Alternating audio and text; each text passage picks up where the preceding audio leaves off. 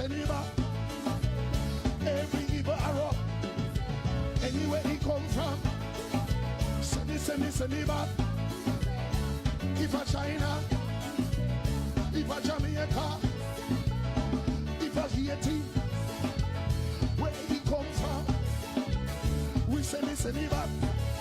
Turn, reverse the curse, reverse the curse, reverse the order, reverse the curse, reverse the order. Somebody said, reverse the curse, yeah. Reverse the order. Somebody reverse the curse. Reverse the order over Jamaica. Reverse the curse, mighty God. Reverse the order. If a king's house, if a garden house, if a the prime minister, if a the opposition, if a politician, if a the lawyer, come for the doctor, come from Simon, anywhere he come from, reverse the order, reverse the order, break swords, we're coming through, we're coming through, reverse the curse, send back the order, reverse the curse, send back the order, where he come from, anywhere he come from, if a Jamaica, if a Clarendon, if a St. Thomas he come from, St. Mary, oh, send it back, send it back, we don't want to hear ya, come out of Jamaica, leave we Highland, leave Jamaica, leave Jamaica, we say leave Jamaica, we are going to go Jamaica, we are going to take back Jamaica, we are going to take back Jamaica, we are going to take back Jamaica, we are going to take back Jamaica, we say we want back Jamaica, we say we want back Jamaica, we say we want back Jamaica, we say we want back Mandeville, say we want back Clarendon, we want back Manchester, say we want back Kingston, we want back Spanish Town, say we want back Canova, Montego Bay Affair, Trelawney Affair, Westmoreland Affair, we are taking back, we want back Jamaica, we are taking back from China, we are taking back from India, we are taking from America, Jamaica, Jamaica, eternal God, eternal God, eternal God, eternal God, say eternal God, eternal God, eternal Father, eternal Father, eternal Father, say eternal Father, eternal God, we are taking back, we are taking back Jamaica, we are reverse the order, we are reverse the order, we are take back Jamaica, we are reverse the order, we are take back Jamaica, take it back from the minister, take it back from the leader, we are taking from witchcraft, we are taking from Hobia, we are taking, we want back Jamaica, say we want back Jamaica, say we want back Canova, say we want back Kingston, we want back, hey, say we want back Portmore, say you can't get Portmore, say you can't get Portmore, we are take it back, yeah, everybody, reverse the curse, reverse the order, reverse the curse, reverse the order, reverse the curse, reverse the order.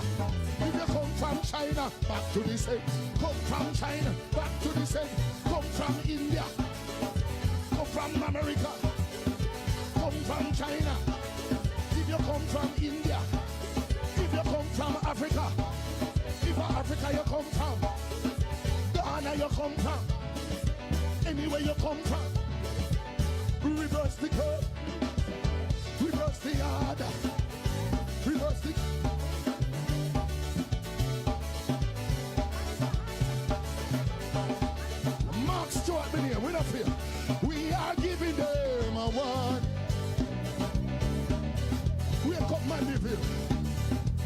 new day. Expose them. Mighty God, expose them.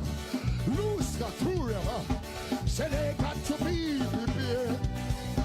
Andrew, the whole of them up there. All the cockroaches. Watch out. Jesus Christ is in the air.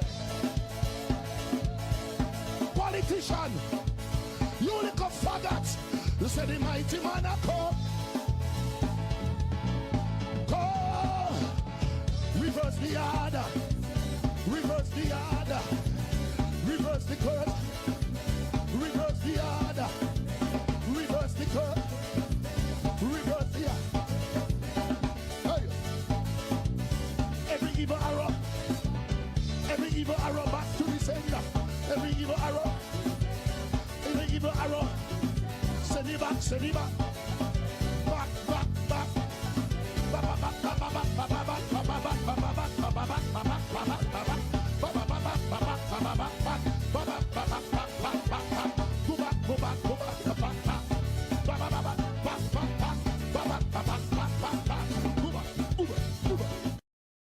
The scale of dealing with anti-corruption issues. So there is a learning curve that we are going through.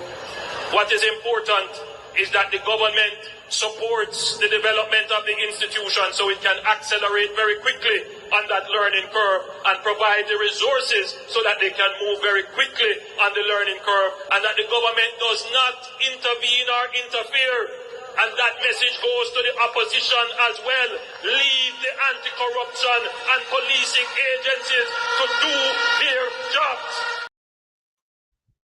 I know why you come to do that foolishness, you know. You elect a prime minister, and is a prime minister run the country. It is time we learn to hold our leaders accountable for their actions and stop making excuses for them. Stop making excuses. Otherwise, go elect the people who really run in the country. And I don't want the right start that stupid argument. Hold the people you elect accountable and stop making excuses for them. Hello, welcome, welcome. Happy Friday. Happy Friday to everyone. Happy Friday to those in television land. Happy Friday to our silent supporters. Happy Friday to everyone in the chat. Thank you so much as usual for tuning in. Remember, guys, to thumbs up the live as you come in. Share us out if you can. And if you're new to the channel, please show us some support by subscribing. As well as, please, guys, remember that the membership is still active. So those who want to give extra support to the channel can join the membership. Tonight's topic is my Belly Full Yah with Mystic Sensation, Melting Pot, Pink Stew Green, Pastor Ricky, and we have special guest tonight, Alan Bernard, who Byron will introduce. But let me just welcome everyone in the chat. It's an umbrella welcome again because the chat is gone. Special bless up to our channel members and also to our moderators. Big up on yourself, and thank you guys as usual for tuning in. Remember, guys, to support the t-shirts. Go and support the pnp.org JM store and purchase your Fire Comrade t-shirt. They're $1,500 each, male and female. So please go over and show some support there. Before I hand over to Baron, I'm just going to ask Pastor Ricky to lead us off in a word of prayer. Thank you. Good evening again, Sir Byron, Lady Anne-Marie, Lady Pink, Sir Melting Pot. Good evening, everyone in the chat. Father, tonight as we come in the name of Jesus, looking unto you, the author and the finish of our faith, thanking you, mighty God, for this beautiful day that you have made. Tonight as we come to break bread, to educate, to empower your people, we thank you for the co-host, your daughter, Lady Anne-Marie, as you continue to navigate through her thoughts and her thinking and her fingers, as she works behind the scenes on the mouse, the computer. We thank you that everything will be done in decent and in order, that it won't be any glitches, no malfunctions, no internet freeze-ups. In the name of Jesus, bless her husband Sir Byron as he continued to do deep dive research and present the facts and the truth to help to empower, to enlighten the hearts, the understanding of the people that are tuning in all over the world in the diaspora in Jamaica. And so bless their marriage, bless their children, bless their grandchildren, bless the both of them and they're going in and going out. We thank you for Lady Pinks. Tonight we pray, mighty God, that you will continue to let your favor and your goodness chase after her every day of her life, including her children. Continue to open doors of opportunity and breathe a fresh wind on her business and raise up customers from the east, the west, the north, the south. We thank you for your son, Sir Melting Pot, his wife, as he celebrated a birthday yesterday. Thank you for blessing him to live to see another year. And we pray that you'll continue to give him grace and favor along with his wife. Bless their marriage, bless their children and their grandchildren. Thank you for everyone in the chat and their children and family for the sacrifice, hallelujah, that they make from Tuesdays and Fridays to join Mystic Sensation. We thank you for their dedication and their commitments. We thank you for our special guests tonight, our comrade brother Alan Bernard. And we pray, mighty God, for him and the People's National Party, comrade leader Mark Golden, and all 63 candidates, the MP candidates, that they will have a massive landslide victory whenever the general election is called. Breathe a fresh wind on the People's National Party and all of us that are standing up for godliness, righteousness, and holiness in the land of Jamaica, we pray. For there is none like unto you. Thine is your kingdom, the power and the glory. In Jesus' name we pray. Amen.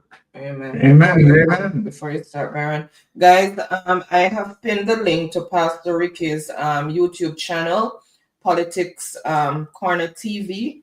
So if you have not yet gone over to show some love to Pastor Ricky, you can click the link that is pinned and it will take you to his channel to show him some support. Thanks. Over to you, Baron. Thank you for that, wifey, for that usual wonderful precursor.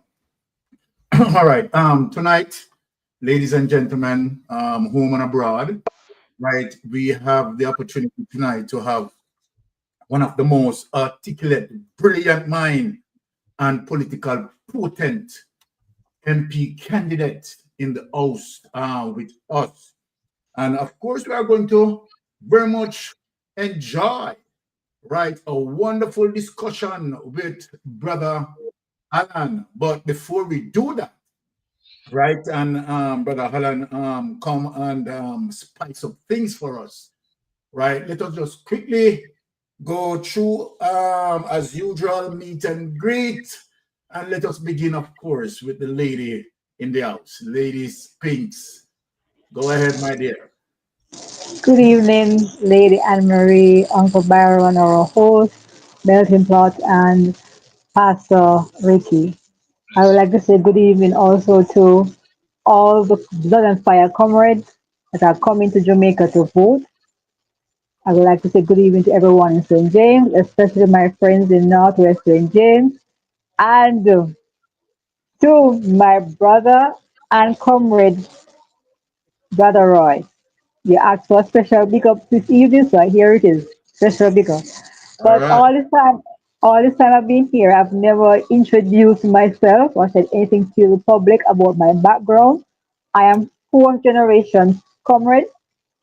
Both sides of my family have been comrades, and from my family we have produced members of parliament as well as mayors and councillors.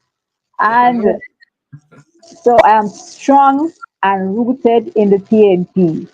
All this time growing up in St. James, I have never been involved in politics until recently when Andrew became, leader of his party. I became interested. And about 5 years ago, I started blogging for the PNP. I was one of the persons blogging for Mark Golden when his numbers were very small. I was out there blogging with him as a warrior, social media warrior. And it led me to become the financial manager for one councillor in St. James. Then I moved on to become a manager to a candidate in Hanover, and we got Hanover to become Orange, as everyone knows. And now I'm working with Alan Bernard on his campaign as part of the social media team and part of the communications team. And being out there since I've joined this team, I am happy to say that his numbers on the social media has improved because we know that social media is one way to war for our votes and to get our word out there. And since I've been here working with Alan, his numbers have improved because Right. of the work I've put in. And it's fabulous working with a team that pulled together and we're united and we're here every day fighting for every vote because we need to bring in two-thirds across the island, Jamaica. Remember this. And Alan Bernard is a better choice to Horace Chan. All right. Definitely wonderful, I wonderful. yield the floor. And let me say it, as it relates to Brother Alan Bernard. Brother Alan Bernard, he's the person who control my constituency as well, you know. So you know, definitely say my 2 hands and 2 foot and 10 fingers, right, in a hit for Alan, you know. You understand? Because of course we know good governance and Alan is definitely that. You understand? So we are saying going forward with Brother Alan and away with the man who can leave Jamaica and touch nowhere in United States. Any day him touch there, God dog name him supper. All right. So I mean, say Alan can travel. Alan travel go all over the world, right? We want someone who can travel all over the world and represent us. The next man can be. Yeah, the next man can be. So that being said, let me just move on to Pastor Ricky. Pastor Ricky, meet and greet. Yeah, thank you, Sir Byron. Good afternoon again, everyone. God bless you, Sir Melton Pot, Lady Pinks, Lady Anne Marie, everyone in the chat. It is a pathetic time for the Jamaica Labour Party that after 9.5 years, almost a decade, 9.5 wasted years in the government, they have decided to bring old, decommissioned, U.S.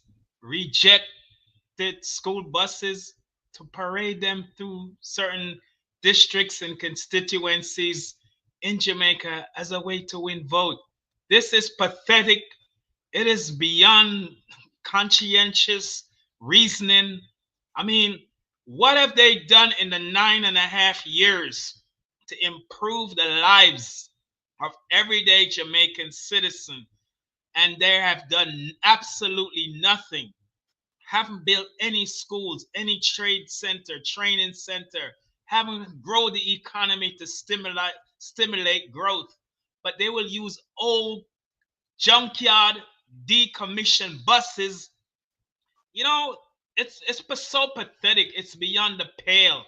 These buses should be in the garage or the body shop getting worked on to remove the door from the wrong side of the bus. The Jamaica children are at risk entering the bus and exiting the bus on the wrong side. So these incompetent people that we have right now in our government, instead of them just take the buses to the shop and start working on them for when school open, they are parading them and celebrating junk. Can you believe it? It is laughable. We here in the diaspora is like, what has Jamaica sink to a new low? It is beyond the pale. It's laughable that they will use old school decommissioned US reject bus that are unsafe for the children because the doors are on the wrong side and not take them to the shop immediately when they came off the ship. They should have rolled them into the shop and start the work to fix these buses. I would say the last point, parents, do not allow your children to go on any bus that's opening into traffic. It is a recipe for disaster, and Jamaica hospitals are deplorable. The health minister finally admit after he was in denial that they have a healthcare crisis. You don't want your children to get run over by vehicles coming off a school bus, decommissioned school bus. Continue to use the taxis and the coastal buses until the People's National Party roll in their rural bus system. Thank you. Back over to you. All right. Thank you. Just be mindful. Brother Alan will be here for an hour, right? So we have to use up the space convenient as it relates to his time and consider that as well. But we know that the Jamaica Labour Party, right, seems to hallucinating when you have a Desmond McKenzie coming out speaking about the JUTC, right, make profit for the first time and so forth. The bag of nonsense. JUTC had lost $11 billion. Where is he? Is he reading? Anyway, I'm not wasting any time. Melting Pot, go ahead. Right, the open batsman, go ahead and take it away, sir. Thank you, Sir Byron. First, I must say good evening to you all. Hope you're all enjoying your Friday evening and you're in the best of health and enjoying what life has to offer you. I must also take the pleasure in acknowledging the panel tonight, Lady Pinkskew, well decked out in her orange, you know she a blood and fire comrade from the West. Oh. Yeah, Sir Lord Byron, the mystic man, who is the host of this wonderful platform, along with his beautiful wife, our technical director, Lady Anne-Marie, and our dear beloved Pastor Ricky in the house. Yeah, tonight is a night when Andrew I tell himself saying belly full. But I know all of my people, them hungry in Jamaica. Them hungry for a lot of things. Them hungry for real life. Them hungry for work. Them hungry for food. And them hungry for release of the stronghold where the Labour Party have on the island. So tonight, we are going to dissect as we go along. And we are going to reveal all the corruption that there is. And we are going to educate the people them in a way where people them can fully understand. So the motion we have right now is to remove Andrew Holness entirely from the landscape of Jamaica. Put him somewhere where he's confined for the rest of his life, along with a lot of his members of parliament who have plagued the island with corruption. And I yield back the floor to another member of the panel. All right, thank you for that, Melting Pot. Well said. Powerful punches coming from the panel. Pinkskew, Pastor Ricky, Melting Pot. You know it go, right? Now, as I said, right, we have the opportunity to have one of the most, potent, right, member of parliament candidate, right?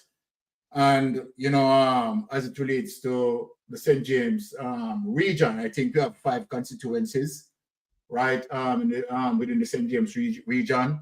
And we are hoping, right, as it relates to the energy that we are pumping up, right, to take all 5 seats, no joke. So without any delay, right, I am going to have our candidate, right, MP Alan, right, here in the studio. Brother Alan, welcome once again, because you have been here with us on, couple of occasions.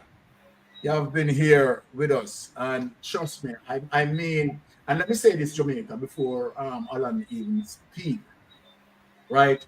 Alan has, a lot to offer to Jamaica.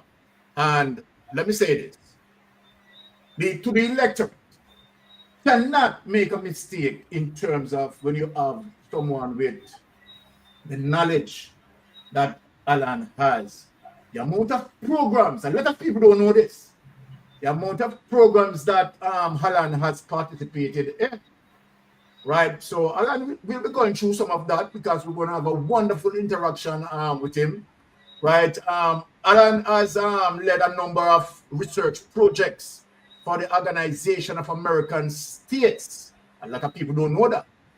The European Union, right? The Farmer Department for International Development, UK, DFID, and the United Nations Development Program.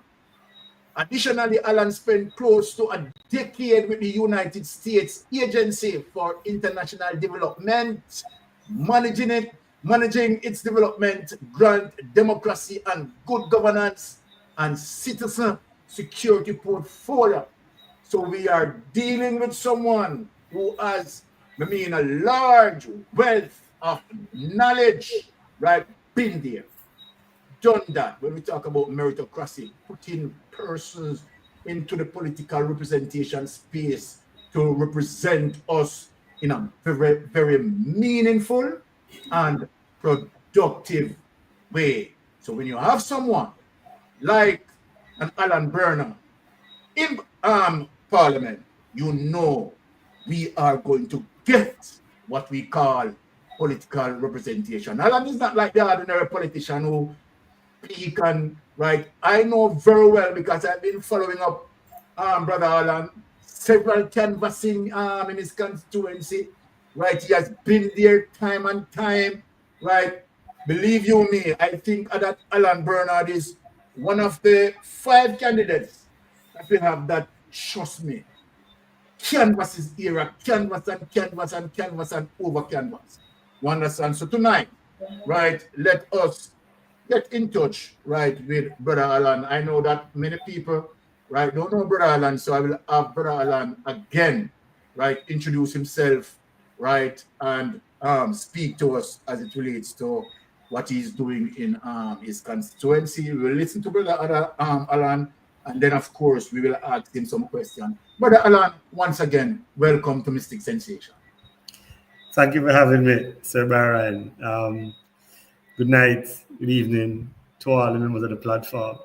Always a pleasure to be with you, Sir Byron. Pingskew, happy that you would have chosen to introduce yourself as a member of a team. Appreciate your support. Pings is correct. Since she has been on board, a lot has been taking place in social media. For some particular reason, I am one of those persons who are averse to social media. And so it's growing on me, it's growing on me. And I certainly recognize the value. It has been a while now since we working in the constituency of Northwest St. James. And I think I used a term yesterday in our constituency conference at the private session.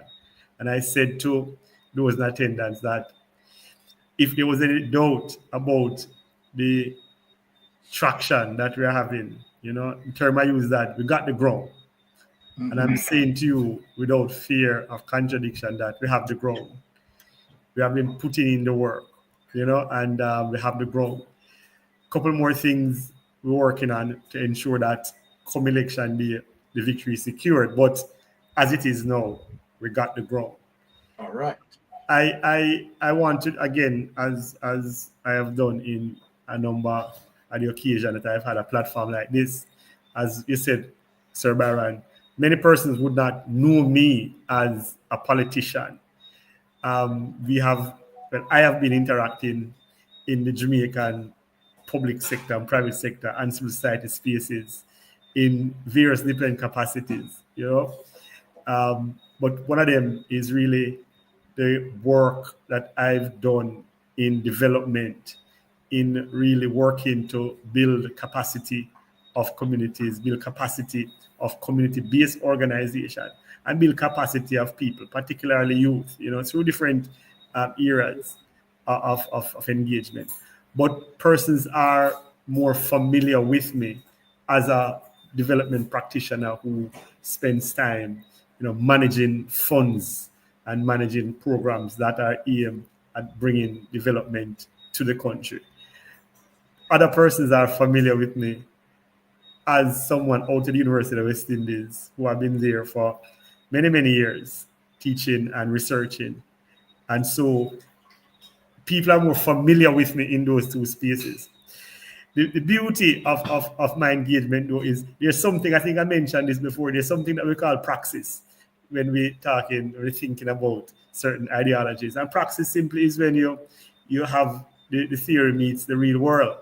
Yes. And so that unique, I think, blend I will bring to the space. Many of the things I would have engaged in through research, through teaching, through learning, vis-a-vis the academy. When I get into the space we call representational politics, there's a lot that have to be done to make the two meet, to bring the two together. There are some things that I know Pastor Ricky can vouch for this. There's something that the care what book you read, if it will tell you how to get it done. Certainly the book provided with a kind of framework or a paradigm through which you can approach it, but it can't tell you how to get it done. And it's just when you're on the ground. But being on the ground and coming from that position where you have all those engagements in the other spaces, certainly it makes what you are doing on the ground a lot more impactful. And so I said that in the context of saying we have the ground simply because that technical approach, that method, is resonating differently from the others who would have been, quote unquote, just campaigning and looking for a vote. A different kind of approach. Persons are appreciating that what we are here to do in the politics is really transforming the society. And transforming the society goes way beyond getting elected. Getting elected is part and parcel of that process because the political space carries a lot of weight in facilitating the transformation. But it's so unique when persons will sit with you and they will say, okay, I understand. And even though that person might have a particular affinity for the other party, the conversation that we have with those persons, it's not partisan, it's not tribal, it's not confrontational, is not antagonistic.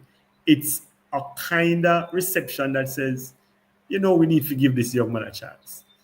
And in that context, then, I'm saying that we actually have the ground in Northwest St. James. We genuinely have the ground.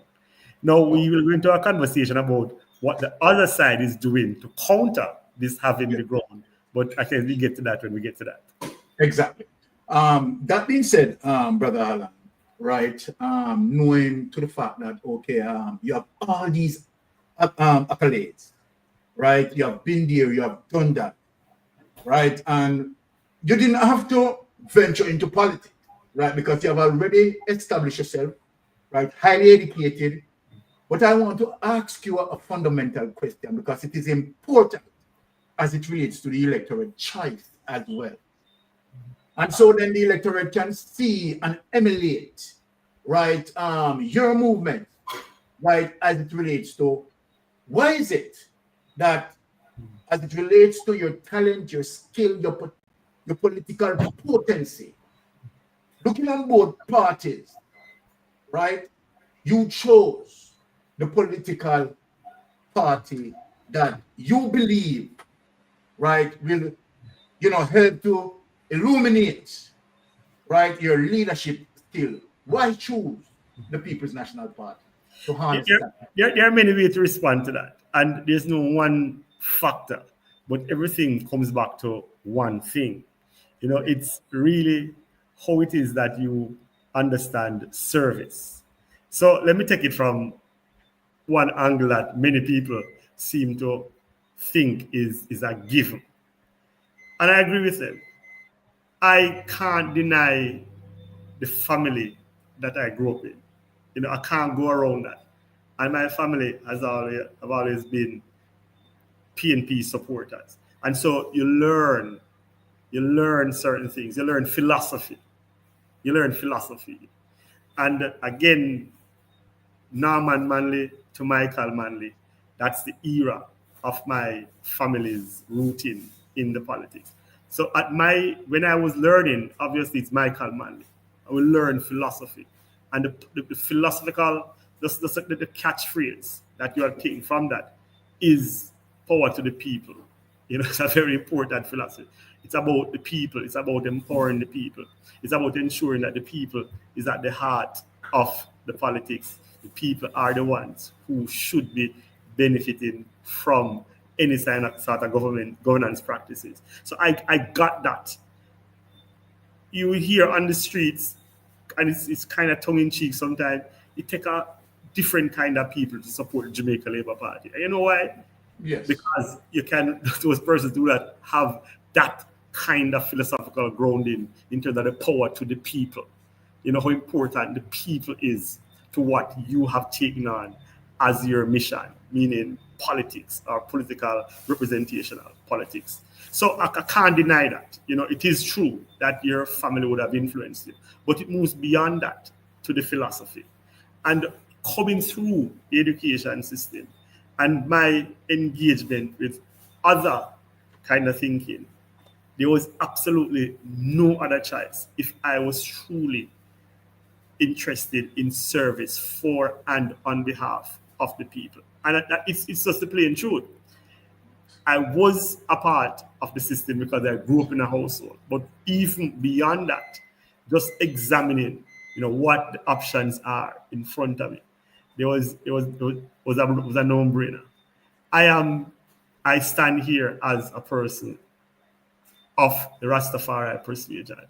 And again, I can't see, based on the historical antecedents of the Rastafari movement and the historical antecedents of other parties, how I would ever end up on that other side. It's just not going to be happening in a real sense.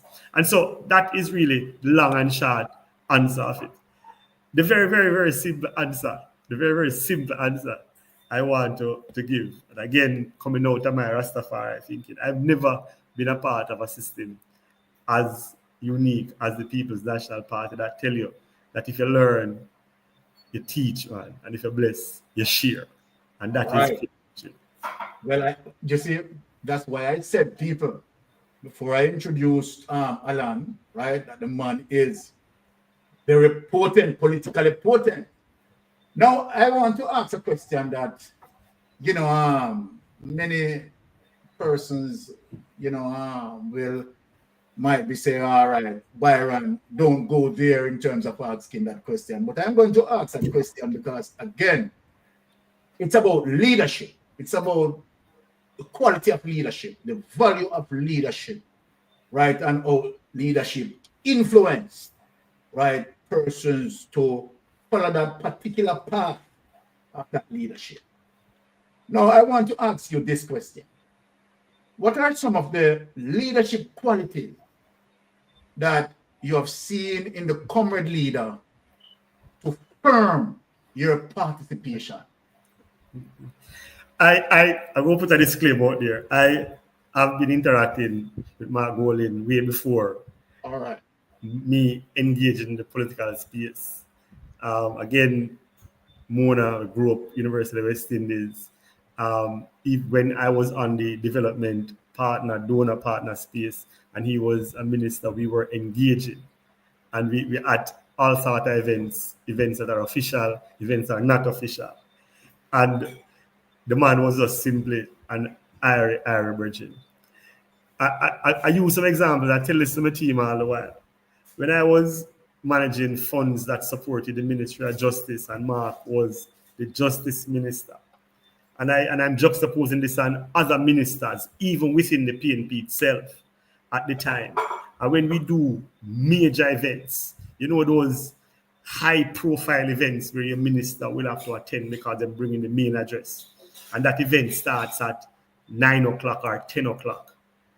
Mark is there from 7, sitting down, waiting. Other ministers trying to make entrance and waiting until the room is full, and them, you know, that was not the. Sometimes I'll go to myself and I say, Minister, you know, you don't have to come so early. And they say, no, Alan, man, what do you man have to do here for the people? That's the kind of brother he is. And I tell you that genuinely. This is before I became an active member. That was the kind of brother he is. Very, very genuine. But when you look at what he presents now, he's the epitome of social justice thinking and practice. And what do I mean by that? Mark does the right thing simply because it's the right thing to do and for no other reason. He's not in it for profile.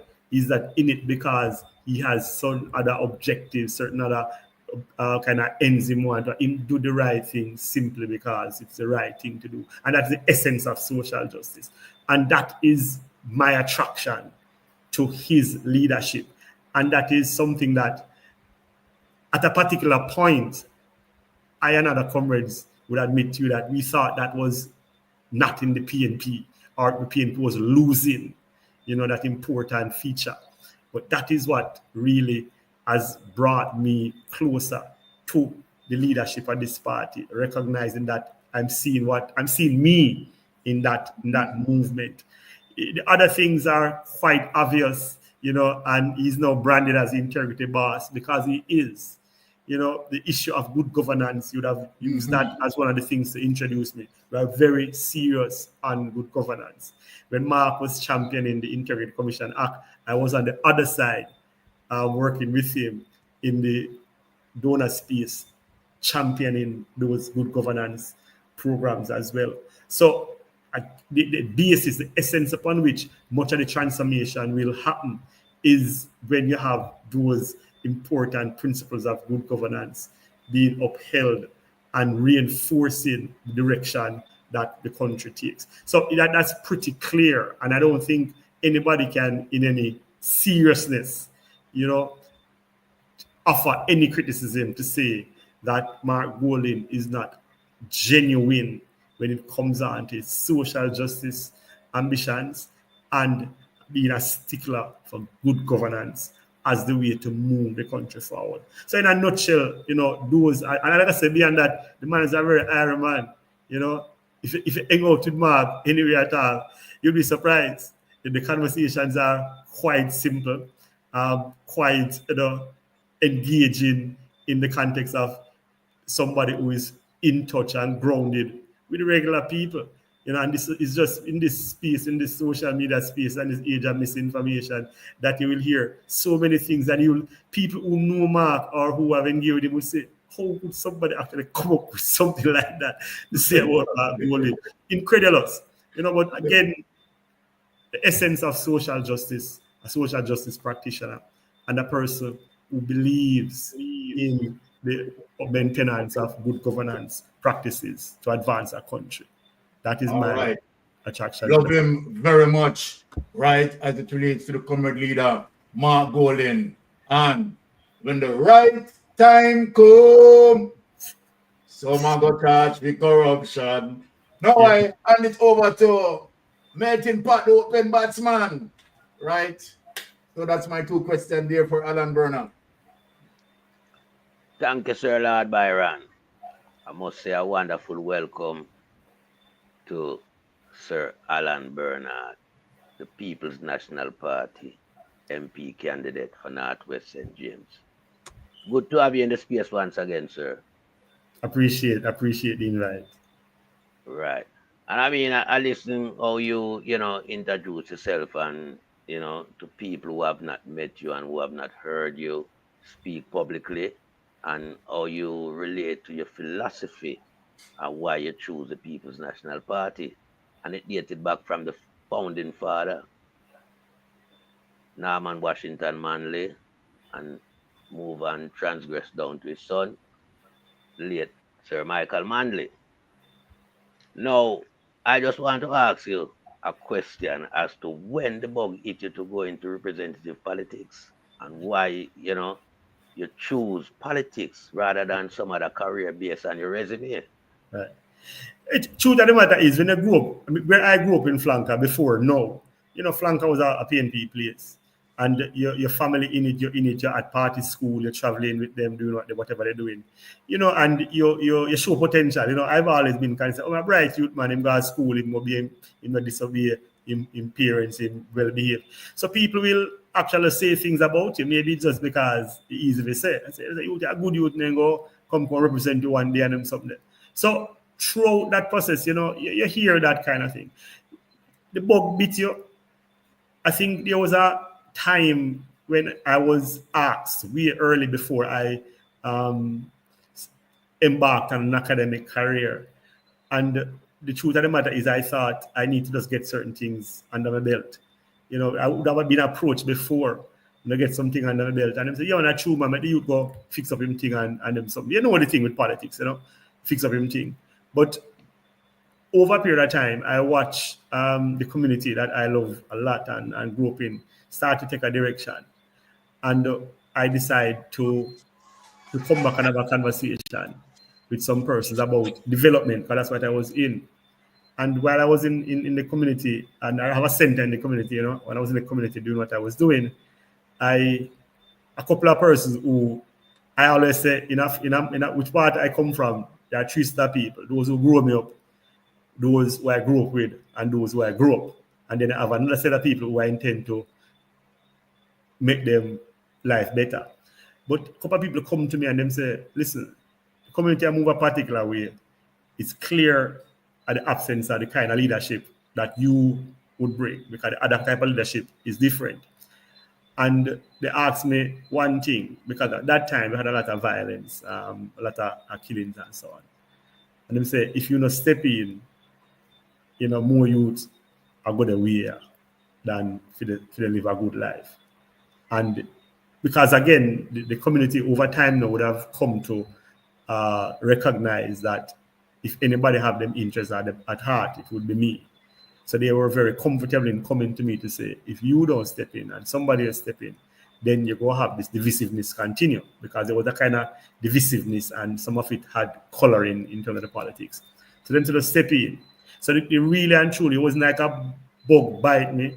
It was really somebody reminded me. And me I use them terms that somebody reminded me that we still have an obligation to the space that we get a lot from. Like I said, these people grew me up. These people me grew up with. And reminded me that we still have an obligation. And having gone before to invest in myself, again, with their generous support and encouragement, you know, there was no way I could say no.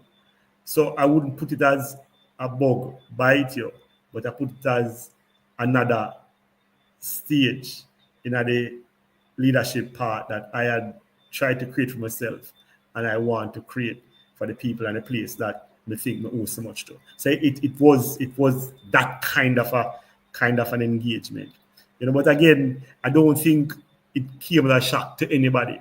I don't think that. I don't think it came as a shock to anybody. If anything, Sir Melvin Pat, some people will say, "Boy, it take long enough. It took you long enough." I think that was the reaction when I finally entered representation and politics 3.5 years ago. Some people are saying, "Yeah, man, it took you long enough, so we're glad you reached now." So my final question to you: it seems like the community appointed you then to represent them in that sense, because they see you as a role model individual within the community, and we're looking for leadership from within the community, and you know, appointed you as the chosen one. So I want to know, just a second, I just want to know, what is your big reward to offer them when you finally step into, God knows, as a member of parliament for Northwest St. James? Hold on a second, sir. I won't be long. Anyone creative initiative that you have that no other MP have thought about that you want to introduce to your Northwest St. James constituency? There are a couple of things here now that appointed, it's a strong word, you know, it's a strong word. The only other word would have probably come from Pastor Rick, would have been ordained. But I want to stay away from those words. Like I said, I think based on the trajectory, the path that I was on, you know, it's a logical progression. It is something that many persons would have had already in their minds, that, you know, it would have evolved into this ultimately. But the community, the other part I want to talk about, the base of the community has now broadened, because initially the community I was focusing on was the community I grew up in Northwest St. James, which was Flanker. Now the community has broadened. And if you see how we would have developed a strategy to bring all the communities together in Northwest St. James under a vision that I provided to be shared among the group, it's phenomenal. You would have think that I grew up in Norwood now, or I grew up in Salt Spring now. You know, it's just the kind of way in which we move from just a singular community to a collective community called Northwest St. James. And they have all accepted, the connections are apparent in terms of friendships through school, families, in-laws, those kind of things. Connections are there right across the constituency. And that allows me now to become much more than initially someone see me as somebody from Flanker, but really somebody who is genuinely from Northwest St. James. What I will bring are the reward for the community. The reward for the community is in a nutshell, the quality of your lives will be transformed and improved. The new People's National Party slogan is "Time come for a better life." I don't think you can offer the community anything else but that opportunity for them to have a better life. 23 plus years, I'm using that as my benchmark. 23 plus years of leading a constituency, and people cannot say with any level of confidence that this is the better life that they're experiencing. It's appalling sometimes when you talk to people and look at people. I and everybody know will work hard, work relentlessly, work tirelessly, work without condition, no conditions attached, to ensure that the quality of the life of people living in Northwest St. James is significantly improved. Comrade Belton Pot, it's not difficult. It's not difficult. The people of Northwest St. James are industrious, they are resilient. But when you put artificial obstacles in them way, it undermines their resilience. It undermines them very confidence to move forward in a positive, forceful, and concerted manner. And that is what is happening in Northwest St. James. And those are the things that we sit and we talk about and we strategize about. How do we get these done? You said initiative. It won't be one initiative. It will never be one initiative. There are too many issues that have to be fixed, some concurrently, some consecutively. So it won't be one initiative. The goal ultimately is to ensure that everybody experience a better quality of life, that Northwest St. James is good for everybody, not some. And so that will require activities, initiatives, programs, projects on many levels, And the main one that needs to be fixed right now, if anybody comes with Alan, what is it that you want to fix from the get-go? And I want to ensure that the governance structures within Northwest St. James are returned, where people are at the center of the decision making. It was like that before. No, it is not like that. You come to Northwest St. James and everybody is just playing passive recipient. Nobody's an active participant anymore, because that is how the system is organized. It's a way of a one-upmanship. But you're taking anything you get because that's how you go. And I'm here walking the length and breadth of St. James, telling the people, no, that's how you go. You have a say. You can determine your destiny. You can have a say in every single thing that takes place in your community. And so that is critical. That's a prerequisite, I put here. It's a prerequisite for Northwest St. James to be transformed. Those opportunities are not given to people. Those opportunities are not given to the ordinary persons. You have a couple of people who are connected or who are a part of that system that is established by the present political representatives, and they are the ones who just do things. They do what they feel they need to do. They don't engage, they don't consult. And that is causing the chaos. And that has brought the space to a position where they are only passive recipients and not active participants. That is crucial. Once we put those back in place and bring the correct leadership to the center for them to take charge and to lead out, and for the political representatives to partner with those groups, to work pretty much at the dictates of those groups, you will not see the difference here. This present leadership, they do not even understand what participatory governance mean? And I say that without fear of contradiction. They don't. They can't sit in a group with people and listen. They can't sit in a group with community leaders and listen. They go to people and tell them. And these groups that they go to now in Northwest, and I'm saying it loud and clear here, they are not even representative groups of the people. These are handpicked people that they put in a space to validate something that they want to get done. That is what is happening. There's only one group now that I see really trying to stand up against this kind of practice. And I'm empowering that group. I'm working side by side with that group to say, listen, that is the correct approach. Continue to represent your community, yourselves, and your future well. So again, I know it's a lot to say to a question, a lot to answer a short question, but that is the prerequisite. You have to bring the people back to the center of governance in these communities. Otherwise, everything will continue to be how it is. Well, And I totally endorse that, because as you previously said, power for the people. Thank you, Sir Alan Bernard. That is it, Sir Miller. Power for the people.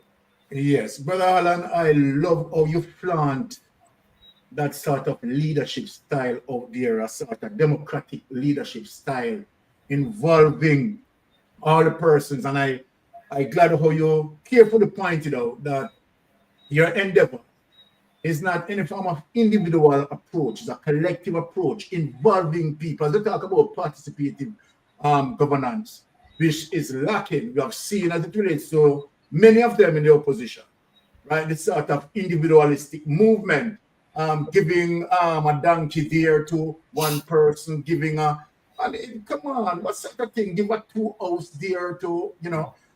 So true, we know that time is an essence. And we are not going to make, because Pink's on the journey with you, right, partially every day. So, right, let me just step back as it relates to Pink's movement, right, and bring in Pastor Ricky, because Pastor Ricky, of course, is ready and willing, right, to ask some positive questions as well. Pastor Ricky, come in the space. Yeah, thank you, Sir Byron.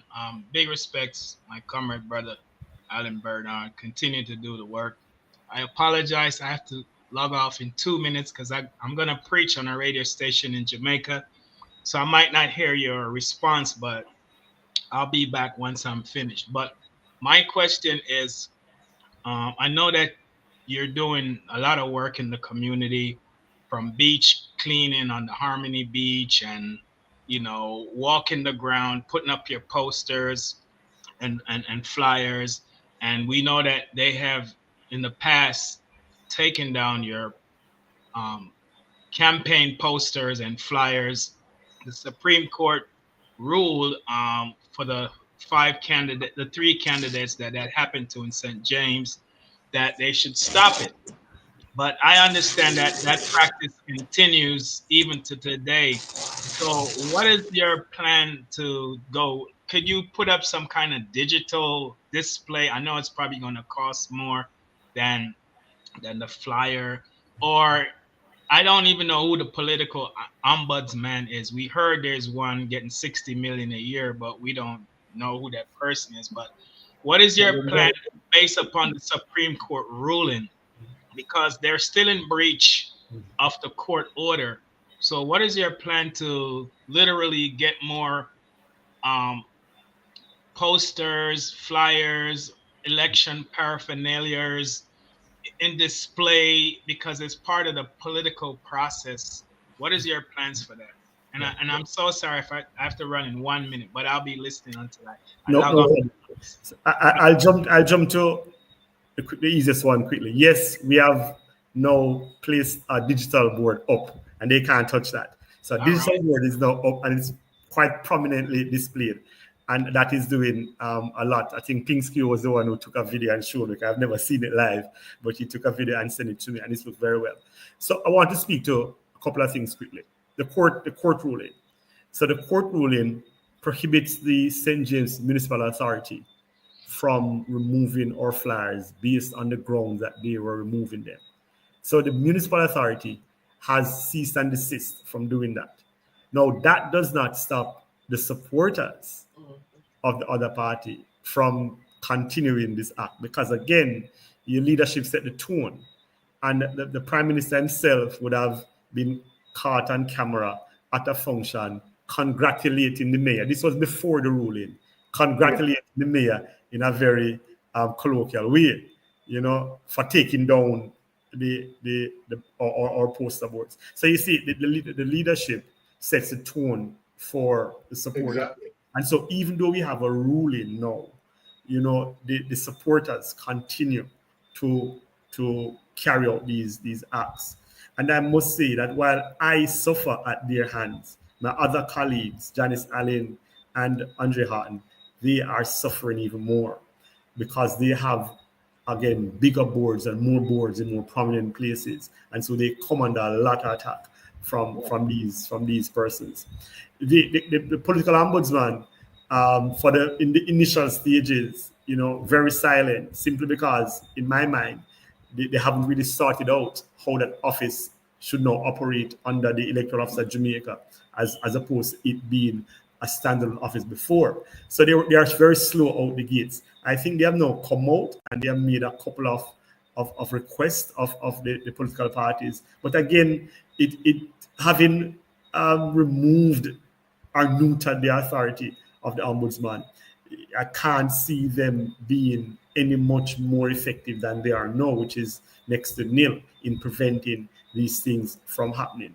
What I must say, and even though I will not have the resources, or will not be able to gather resources to replace a lot of the boards that have been damaged or taken down, I actually came out very early. I was out very early, and so when I analyze it and I look at it, I would say, you know what, I think I have achieved that objective, the visibility that I had wanted. We had come out very early before many persons, within the time frame, of course.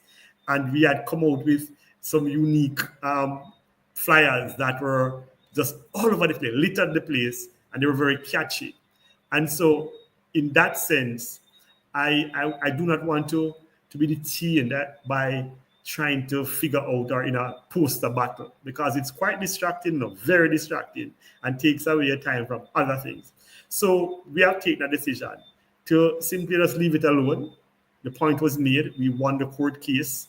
Social media accepts now that these persons are very, very malicious, and we have never ever done the same to them. And again, we have made the point, and we have the electronic billboard now, so that they can't trouble that one. And we have social media.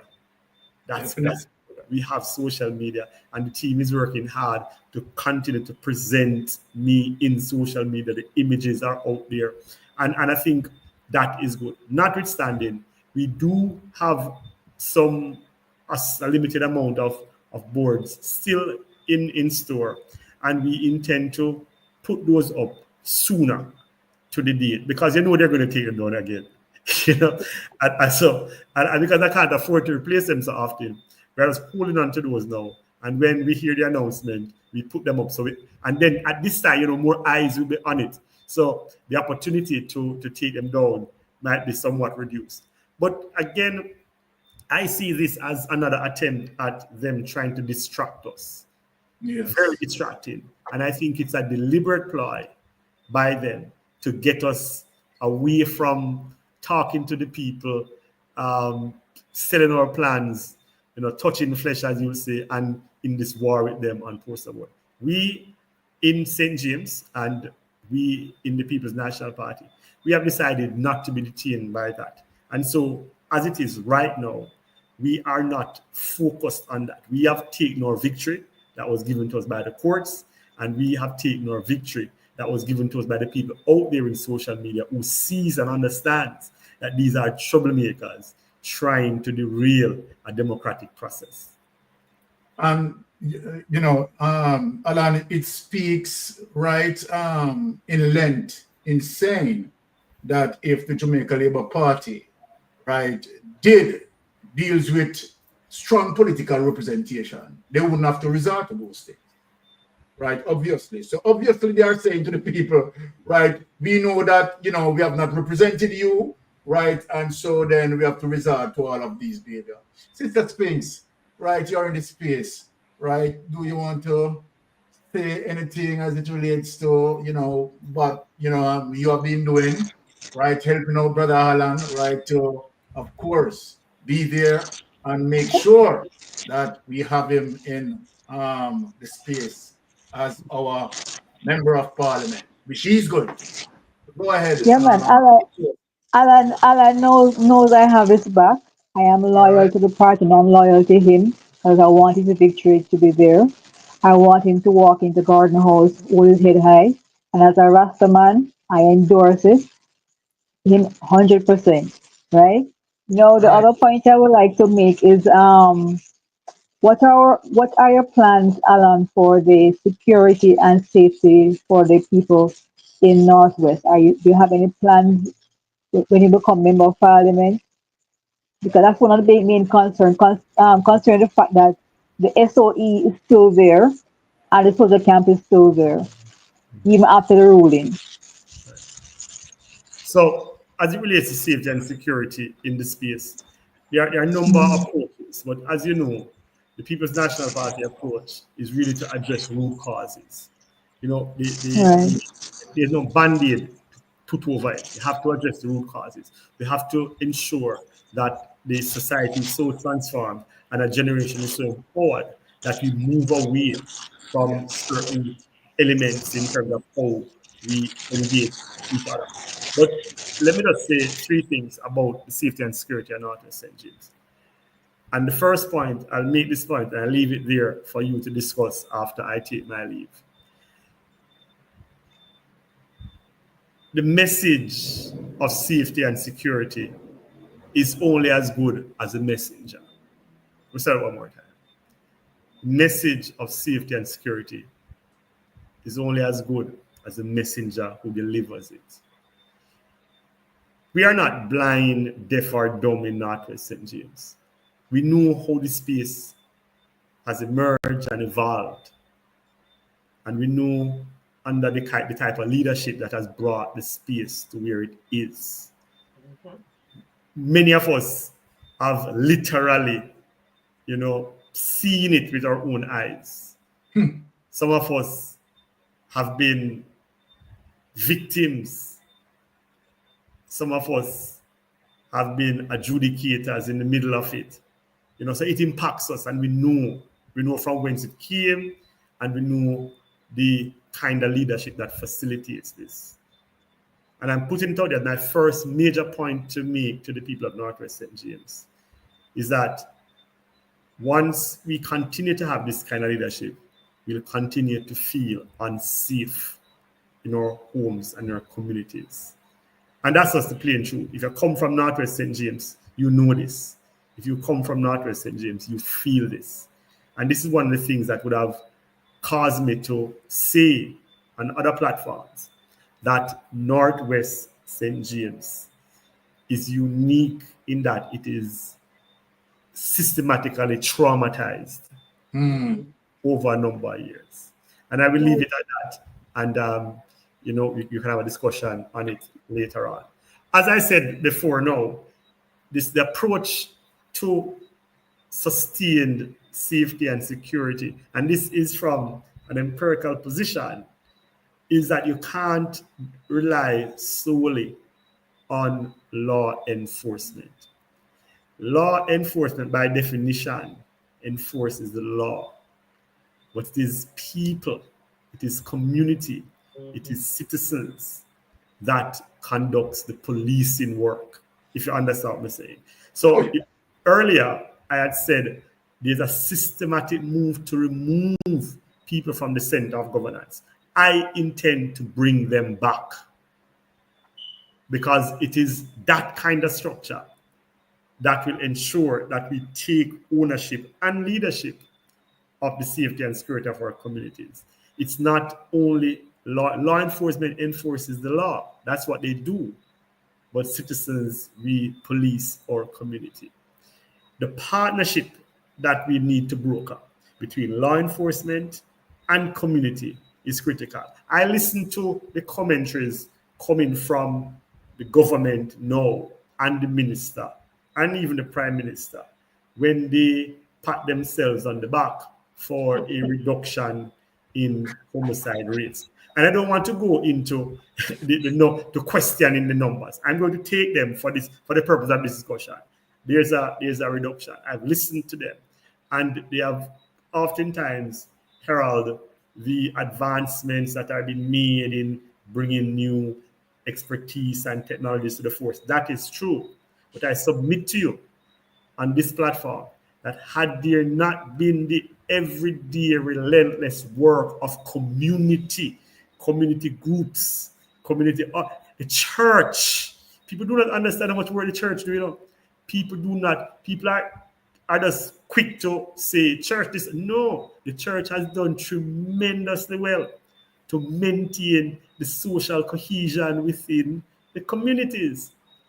Many people don't understand that kind of leadership where you have a group of youngsters get together under the leadership of a good youth just to play some football, or that maintain the social fabric and the cohesion within the community. Had those things not been in place, and I'm submitting it to you here on this program, had those things not been in place, had the JPs and the church members and the business people and the sporting people and all those community people who not going anywhere because that's their community, they can't leave when war broke out.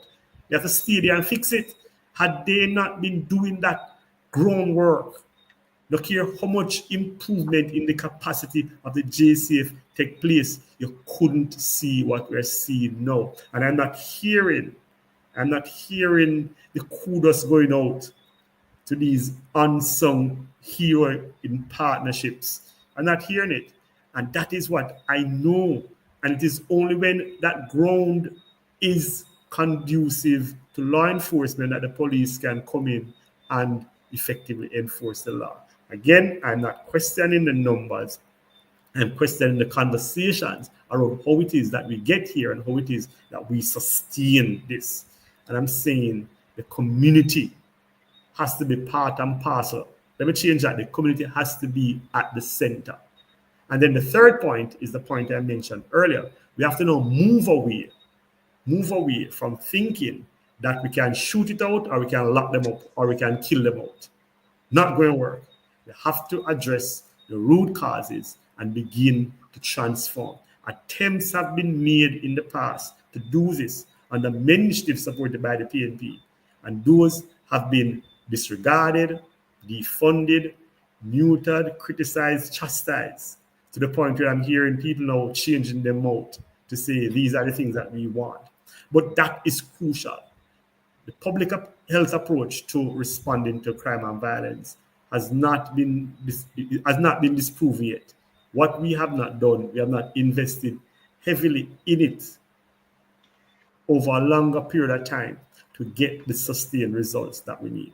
So my overall approach to safety and security in the constituency begins with participatory governance, putting the community back in the center of the process. It's about partnership with law enforcement, and it's about focusing heavily, investing heavily in addressing the root causes of the violent problems that we have. Well said, brother Allen. Have you completed Spinks? You have any more questions? Spinks, you might. Do you have any more questions, Spinks? No, I don't have any more questions. That is it. He gave me a perfect response, and I would like to know that the people of Northwestern James have the safe and secure future with Alan, because Alan is the one. Thank you to point out that. Brother Alan, I know you have 5 minutes leave. I want you to just use that 5 minutes, right, and speak to your electorate as it relates to why they need, right, to support you, right, as their member of parliament. Again, let me thank you for the platform, Sir Baron, and I think again your platform has been doing a great job for the People's National Party and for the people of Jamaica. So I want to speak to Northwest directly in this last 5 minutes. I have been at this representational politics process for 3.5 years now, and we have been engaging with the people of Northwest St. James, listening to the people of Northwest St. James, and using that engagement, using those ideas, using those knowledge to guide a strategy to ensure that we transform Northwest St. James. It is working. It is working. People are listening, people are communicating, people are sharing, and people are asking for the change. What is holding back persons from making that change? No one I've spoken to have said to me why I can't win. They speak to me about what it is that would have prevented them, or why it is that they feel that they cannot change what is happening now.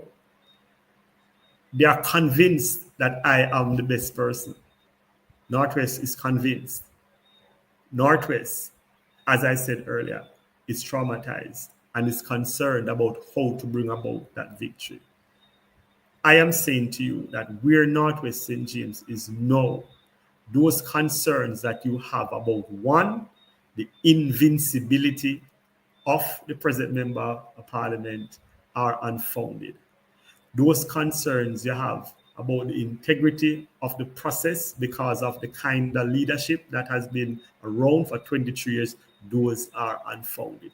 All that is required now of the electorate in Northwest St. James is to come out and exercise the franchise. Nothing in the system, in the process, will prevent you from doing that except you making that decision on your own. We have seen changes in structures, in practices across the constituency that no longer allows for the kind of politics that would keep you away from the polls in the past. And that is the message I want to give to Northwest St. James. You want the change. You have said to me you want the change. I know you want the change. I know you are sick and tired of this kind of leadership. I know you are sick and tired of the representation you have been getting for 23 odd years. And I know you want to change it because you have told me so. But you have also registered to me that you have concerns about how it is that you can play your role. I'm saying, come out, vote. That is it. Come out, vote. Nothing is going to prevent you except you taking a decision not to. And I know you want to. The systems are in place to protect your franchise. The structures are in place to ensure your safety and security while exercising your franchise. It is just for you to come out and do what you want to do, to do what you probably had wanted to do for the last 20 or so years. The People's National Party is giving that assurance. I am giving that assurance to the community, to the residents, to the voters of Northwest St. James. It is time for a better quality of life in Northwest St. James. And the only way we can have that is for you to come out and vote on election day. It is going to be fine. You are going to be fine. Jamaica is going to be fine. Northwest St. James is going to be fine. Looking forward to the support of the residents of Northwest St. James, whenever time they choose to call it. As the Gensec would say, Comrade Barra, Andrew Holness can run, but him can't hide. Him can't hide. And when him call it, the people of Northwest St. James are going to come out and register a resounding yes to Alan Bernard as their member of parliament for the next political term. Well said, Brother Alan. And we want to say a big thanks to you for passing through Mystic Sensation once again. And electorate, I'm speaking to you. I'm just Uncle Byron, I'm just reminding you about Sunday, Alan. You mentioned about Sunday, our parish meeting. Oh, Brother Alan, you want to speak to us about that parish meeting? Yes. So we are having, as you know, the party, each constituency would be having their constituency conferences at around this time. But because we're in an election mode, we have decided to go big or to go bigger. Right. And so we are having a joint parish constituency conference in Mount Salem Main Road, 6 p.m., July 27th. That is this Sunday. Party leader will be there. The party leader will be there. The party leader would have given one of his best presentations in St. Anne yesterday. And we're looking for a presentation in St. James that will top that. So I'm calling out all the Northwest St. James residents, warrior comrades, blood and fire comrades, supporters, everybody come out, support our parish conference. South St. James will be there with Nikisha Burchell. Central St. James will be there with Janice Allen. West Central St. James will be there with Andrew Holness. East Central St. James will be there, Rochelle Reed-Natt, and I will be there with the comrades from Northwest St. James. Looking forward to one of the biggest parish conferences we have seen in Jamaica for a while. Come out September 27th, this Sunday, 6 p.m., Mount Salem Main Road. This is one that is going to be epic and should not be missed. All right. You can't miss it. All right. Thank you. Big up yourself, Brother Alan. Right. Looking forward to speak to you again. Well said. Now, Jamaican people, let me turn to our usual business of the day because, you know, it's a bang around tonight, you know. Now, Mr. James Robertson, you come in front of the class, you know. Coming on no time, the waste. Right, may I deal with you accordingly, sir. So you step up in front of the class. Realize the Andrew Holness send you out. So then, therefore, we have to reveal, right, what we have as it relates to having the Jamaican people be aware of who James Roberts really is. A violence producer from him born until now, right? And so then we are going to definitely deal with him tonight. Without any delay, let us go to the Jamaica Gleaner, right? PNP caretaker in St. James. Let me tell you something.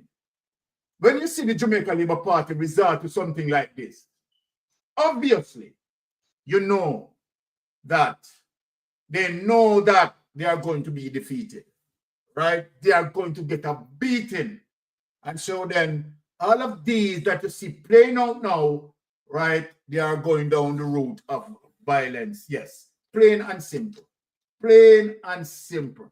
Now, let us get into this, my Jamaican people. PNP caretaker in St. James, Thomas, in St. Thomas, oh, I shouldn't just talk to yes. PNP caretaker in St. Thomas, charged with assault arising from alleged altercation with police. Now, listen up, people. The People's National Party caretaker for St. Thomas West, Hubert Williams, is to appear in the St. Thomas Parish Court on August 13th, along with 3 other PNP activists in relation to charges of assault and obstruction arising from an alleged altercation with the police in Denver's pen last Friday. The former mayor said he was served with 2 summons during a meeting called by the police with political candidates on Monday. According to him, he was not provided with details about the circumstances from which the charges arises. Unbelievable. Unbelievable. I am trying to know when that incident occurred because I never committed that act. So I don't know when that incident occurred. Now, people, you know what I remember? I remember when Amos tried to set up Damian Crawford. This is what they do, concocted their story and tell lies. No one to remember that, you know, people. When lied Amos, right? And luckily that we have CCTV camera, right? To prove the situation and realize that Amos, the old dirty liar he is. I wonder how much people him send that prison innocent and tell life and then people in. So it is the same semantics carrying out here. The very same semantics, nothing different. And this is the Jamaica Labour Party. All of this is telling you their behavior from way back as it relates to the Eden-tide home. Right? The violence. Now, this is just crazy. The vision. No. Again, let me say this. So when we speak in terms of saying that Jamaica Labour Party wreck Jamaica's future, it is no joke. It is no joke. If the People's National Party was allowed to run this country from 1970 until now, I guarantee my Jamaican people that we would have been in a better place than Singapore. Would have been in a better place than Singapore. Now, just look at these people. Is another lie have been concocted right here now. Now, let me quote, open quote. I am trying to know when that incident occurred. My mind, because I had never committed that act. So I don't know when that incident occurred. He told the Gleaner. Now I wonder if he must call him and tell him to plan again. I didn't touch anybody. I didn't use any derogatory words at any time to a police officer. So I need to understand when I assaulted anyone, he said. Denying the alleged assault, he surmised that the charges stem from his efforts to intervene in an incident in which a man said to be mentally ill was allegedly being assaulted by the police. I believe if you are going to touch somebody, you are going to have to touch them, he said. Right? No, I didn't touch anyone, he continued, adding that there is video evidence, and trust me, right, be glad that video evidence exists that will vindicate him of any wrongdoing. And you know, the police and those who involved in terms of the so-called charges and so forth and so forth, he must proceed with a lawsuit. He must proceed with a lawsuit. According to Williams, he witnessed a police officer beating a man said to be of unsound mind and approached them out of concern. He further stated that two officers were present, one acted professionally while the other was allegedly beating the man. The PNP candidate added that he simply said to the officer, control the situation. But the officer continued beating the man even after bystanders arrived and shared that the individual had mental health challenges. My God. Williams said he's looking forward to his day in court to clear his name, claiming that the charges are politically motivated. Operation Officer for the Parish, Deputy Superintendent Michael Campbell, confirmed that Williams has been summoned to appear in court in relation to the alleged altercation involving the police, but declined to share further details. So you know what? Now that as according to what the PNP member said, right, that he has video evidence to vindicate him, right? When he is vindicated, then he needs to take it further and have them sued. Take that away. Now let us show you, right, the evil. Right? Look at these people. Let us get to the next document.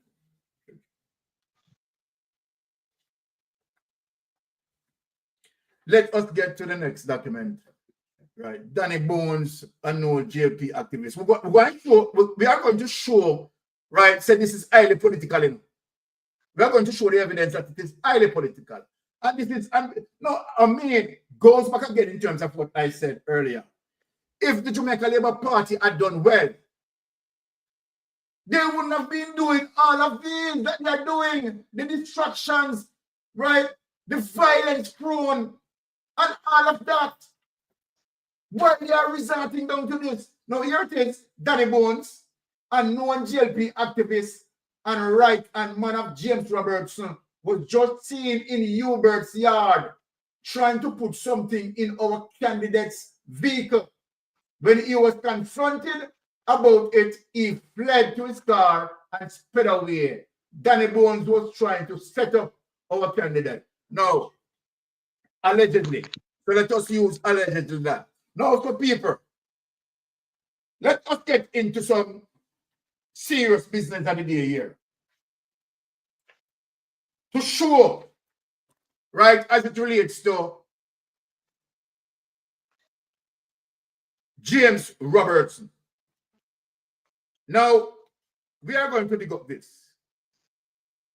Now, James Robertson, if the DPP, and here it is, that I have to put the blame solely on the DPP. My Jamaica people, let us speak truth here to power. If the DPP and the police officers who are investigating high-profile cases, right, if they were ensuring that they were doing their job and they were not having any sort of political affiliation, James Robertson would have been in prison. Yes, Jamaica. James Robertson would have been in prison. Les Green, right, Assistant Commissioner of Police, former Assistant Commissioner of Police, right, and investigated the case and drop it into Paula Llewellyn lap for Paula Llewellyn to prosecute. And she failed to do it. She failed to do it just like, oh, she failed to have Patrick Bailey put in the judiciary. I am just showing you, right, that Paula Llewellyn allow all of these mess. The behavior of the Prime Minister, Paula Llewellyn allow it. The level of criminality that is taking place in Jamaica as it relates to these members of Parliament, Paula Llewellyn allow it. Paula Llewellyn allow it to happen. All of what you have seen going on, rest on Paula Llewellyn's shoulder. I am going to show you. Now, let us get to Dean Jones, Treasurer of the court. Treasurer of the court. Let us get to that.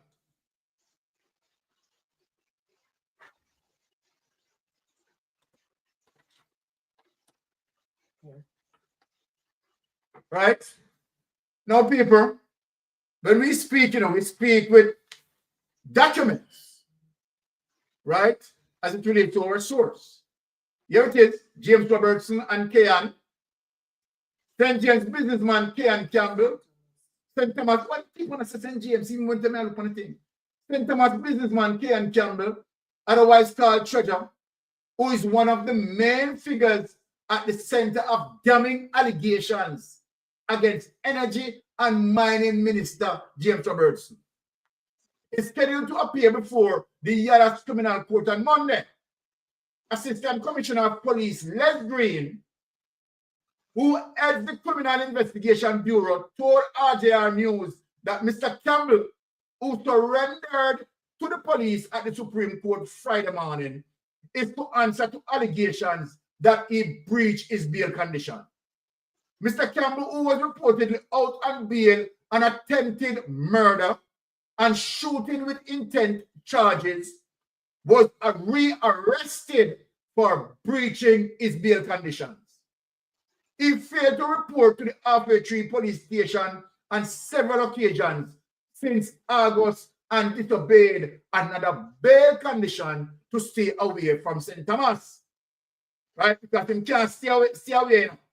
James Robertson call him there because a James Robertson gunman charged for attempted murder. The police issued an advisory Thursday night encouraging Mr. Campbell to surrender to the Halfway Tree or Murray Bay Police. Mr. Campbell was charged in May 2009 with attempting to kill Ian Johnson, the man who has made damning allegations against Mr. Robertson. People may have to know what going on. And because he made damning allegation, right, towards Mr. Robertson, right? Well, it seems like, let me say, as it relates to what we have here reading out, that he wants him dead, he wants him gone, he wants him number 3, he wants him 513. Mr. Campbell charged in May 2009 with the attempting to kill Ian Johnson, the man who has made damning allegations against James Robertson.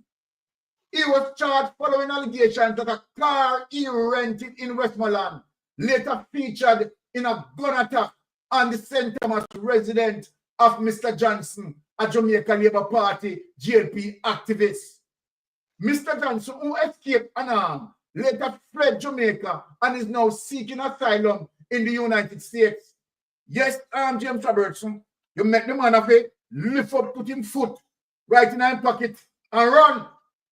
Renewed calls for Robertson to be relieved of ministerial duties.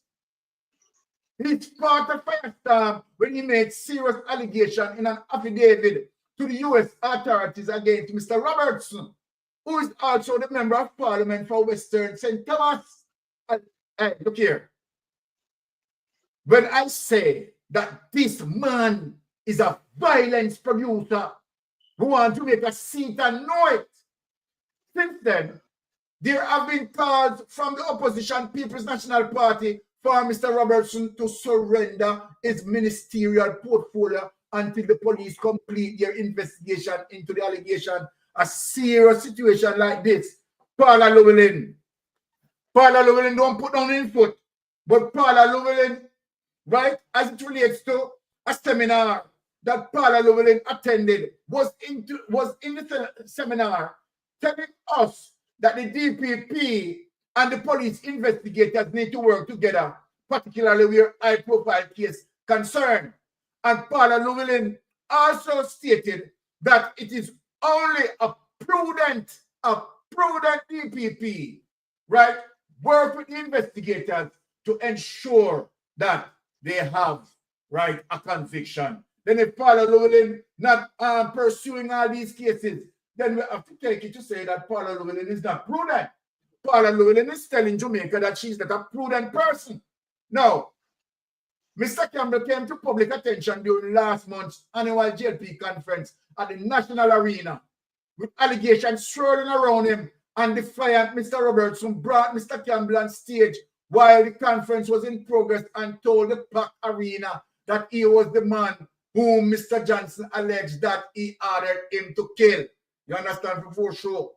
All right, let's take this away. Now, let me show you something now as it relates to Paula Llewellyn. We got the TVJ news here, and then we go to the panel. Paula Llewellyn, when we are talking, you have your own co-worker, right, having problem with you and calling you out for the corruption. Yes, Paula Llewellyn, you have your own, right, co-worker calling you out for the corruption. I want to listen to this people. Welcome back to Primetime News. And a special welcome once again to our viewers on onespotmedia.com. Up first this evening, a battle is brewing between the Director of Public Prosecutions, DPP Paula Llewellyn, and Senior Deputy DPP Cathy Pike. In a letter to the government, Ms. Pike not only called for a new DPP, but appealed for an investigation into the operations of the office. But as Kelisha Williams reports, Ms. Llewellyn fired back, describing Ms. Pike as a bully who has always been bitterly resentful and upset that she is not the boss. It's a clash between prosecutors. First, Senior DPP Cathy Pike sent a letter to the Prime Minister and the Justice Minister not to extend the tenure of DPP Paula Llewellyn and select a new DPP. She stressed that there is a plethora of problems plaguing her office which should be investigated. One, Ms. Pike said she and other prosecutors have concerns about the growth and validity of the office under Llewellyn's leadership.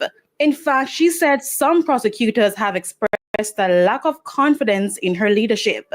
2, Ms. Pike indicated that under the office of the current director, the office has consistently lost some of the most gifted legal minds, and the attrition rate has never been as high as currently being experienced in the past 7 years in the history of the office. And she indicated that there are many persons seeking to leave. 3, she noted that of the 56 prosecutors employed to the office of the DPP, less than 50% have experience of 5 years and over. She noted in an era of trial readiness and case management, inexperienced prosecutors are being asked to represent the state's interest in complex and serious cases. She also cited the absence of the prosecutors from the DPP's office appearing before the UK-based Privy Council since 2008. Ms. Pike suggests the government conduct a poll to find out whether the members of staff are in support of Llewellyn's leadership. But hours after the letter dropped on Friday, another bombshell, which saw DPP Paula Llewellyn in defense mode.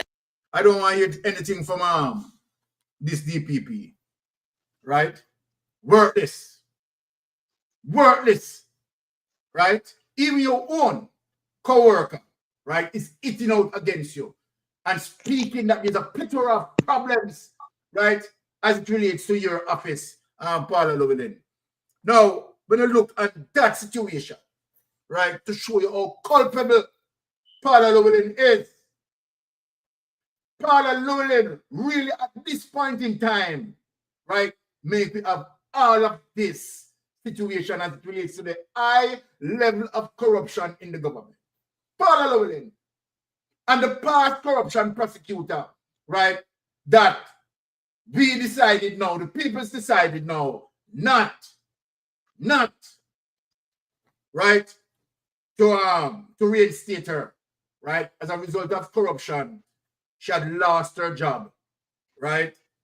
So this is what we are talking about as it relates to the level of corruption and where Paula Llewellyn failed to put down, right, her feet. Look on Patrick Bailey, still out there. And look, the entire Jamaica, right, is alarmed about that case. And Paula Llewellyn still sits there, right?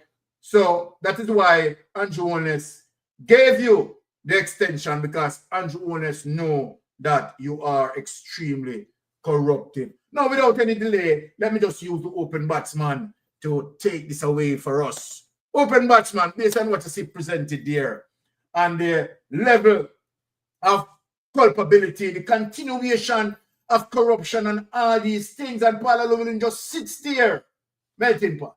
What say you on the matter here? Well, the matter, as we all know from a long time, is a formulated, concerted effort between the Iraqis running the Jamaica Labour Party and people in high position like Paula Llewellyn to continue the wave of corruption. And going back to the James Robert saga, yeah, that man should be behind bars. Him shouldn't be even in the political landscape right now. I cause problems here in St. Thomas. Because with his affiliation with Campbell and the attempted number 3 of Johnson during that time, which we all know about that case and everything, and that man seek all police protection, and them did not provide him any. The man have to leave the place. You understand? So we know the corruption ring where them run. But I mean, for Paula Llewellyn to you know, let corruption perceive our judgment and everything like that, and plunge our career as a DPP into high-level disrepute, and one that, you know, everybody look at with scant regard. It is sad, because that office is a very high-profile office, you know. That office is where justice is served in the right and proper way. But in Paula Llewellyn case, it was just corruption. So as Cathy and Pike mentioned, the high level of corruption over a 7-year period. Now that 7-year period dropped right back in Andrew Holness administration, you know. That is very, very significant. Yes. You understand? And what you have to look at is the fact that Up to 56 people where them employ, over 50% of them don't have a 5-year experience. So you know, so you use some inexperienced people in a high profile office. We have to deal with a thing where concern people life and them future. So we have problem with Paula Llewellyn from long time, and we have problem with James Roberts from long time, and we have problem with the Jamaica Labour Party because Andrew Holness organize all of these type of events where you see are happening at Jamaica. The people them take the lead from Andrew Holness because him are the forerunner. You understand? And so it's just a thing where them practice, them preach it, and them deliver it to the society. And people who are not within their compass bear the brunt of corruption. Which what happened to Ninja Man. And then Vibes Cartel case is another one. That went as far as London Privy Council, and Paula Llewellyn was made to look ordinary. This big high profile DPP where act like she a monster in Jamaica was trimmed down to earth like a worm. Ordinary. So we know that Paula Llewellyn don't even suit the office but Andrew put her in there. Because Andrew only placed Paula Llewellyn there to protect the corruption and him, you know, and him member of parliament them who practice this type of behavior in the country. And Andrew Holness is trying to get retribution now from Jamaicans to give him a third term. Him should ask Paula Llewellyn if she's that mighty DPP where nobody can break for her seal. Then no shame to turn to, man. Him not supposed to call upon the electorate, you know. After all of these years are wrong, you know. Almost a full decade worth of corruption and mismanagement and everything that can go wrong for your little island. Him and Paula Llewellyn and the rest of members them from the 9 cabinet. Them do all these things. So call on to Paula Llewellyn now because we need to move everyone out to a place of safety we call prison. We don't have to worry about no more corruption. You understand? Because Andrew Holness make Paula Llewellyn to this monster. I don't think Paula Llewellyn did ever have that desire. She was created into this monster by Andrew Holness and many more within the Jamaica Labour Party were created into what they are today by Andrew Holness, the evil conniver monster where we have in a Jamaica.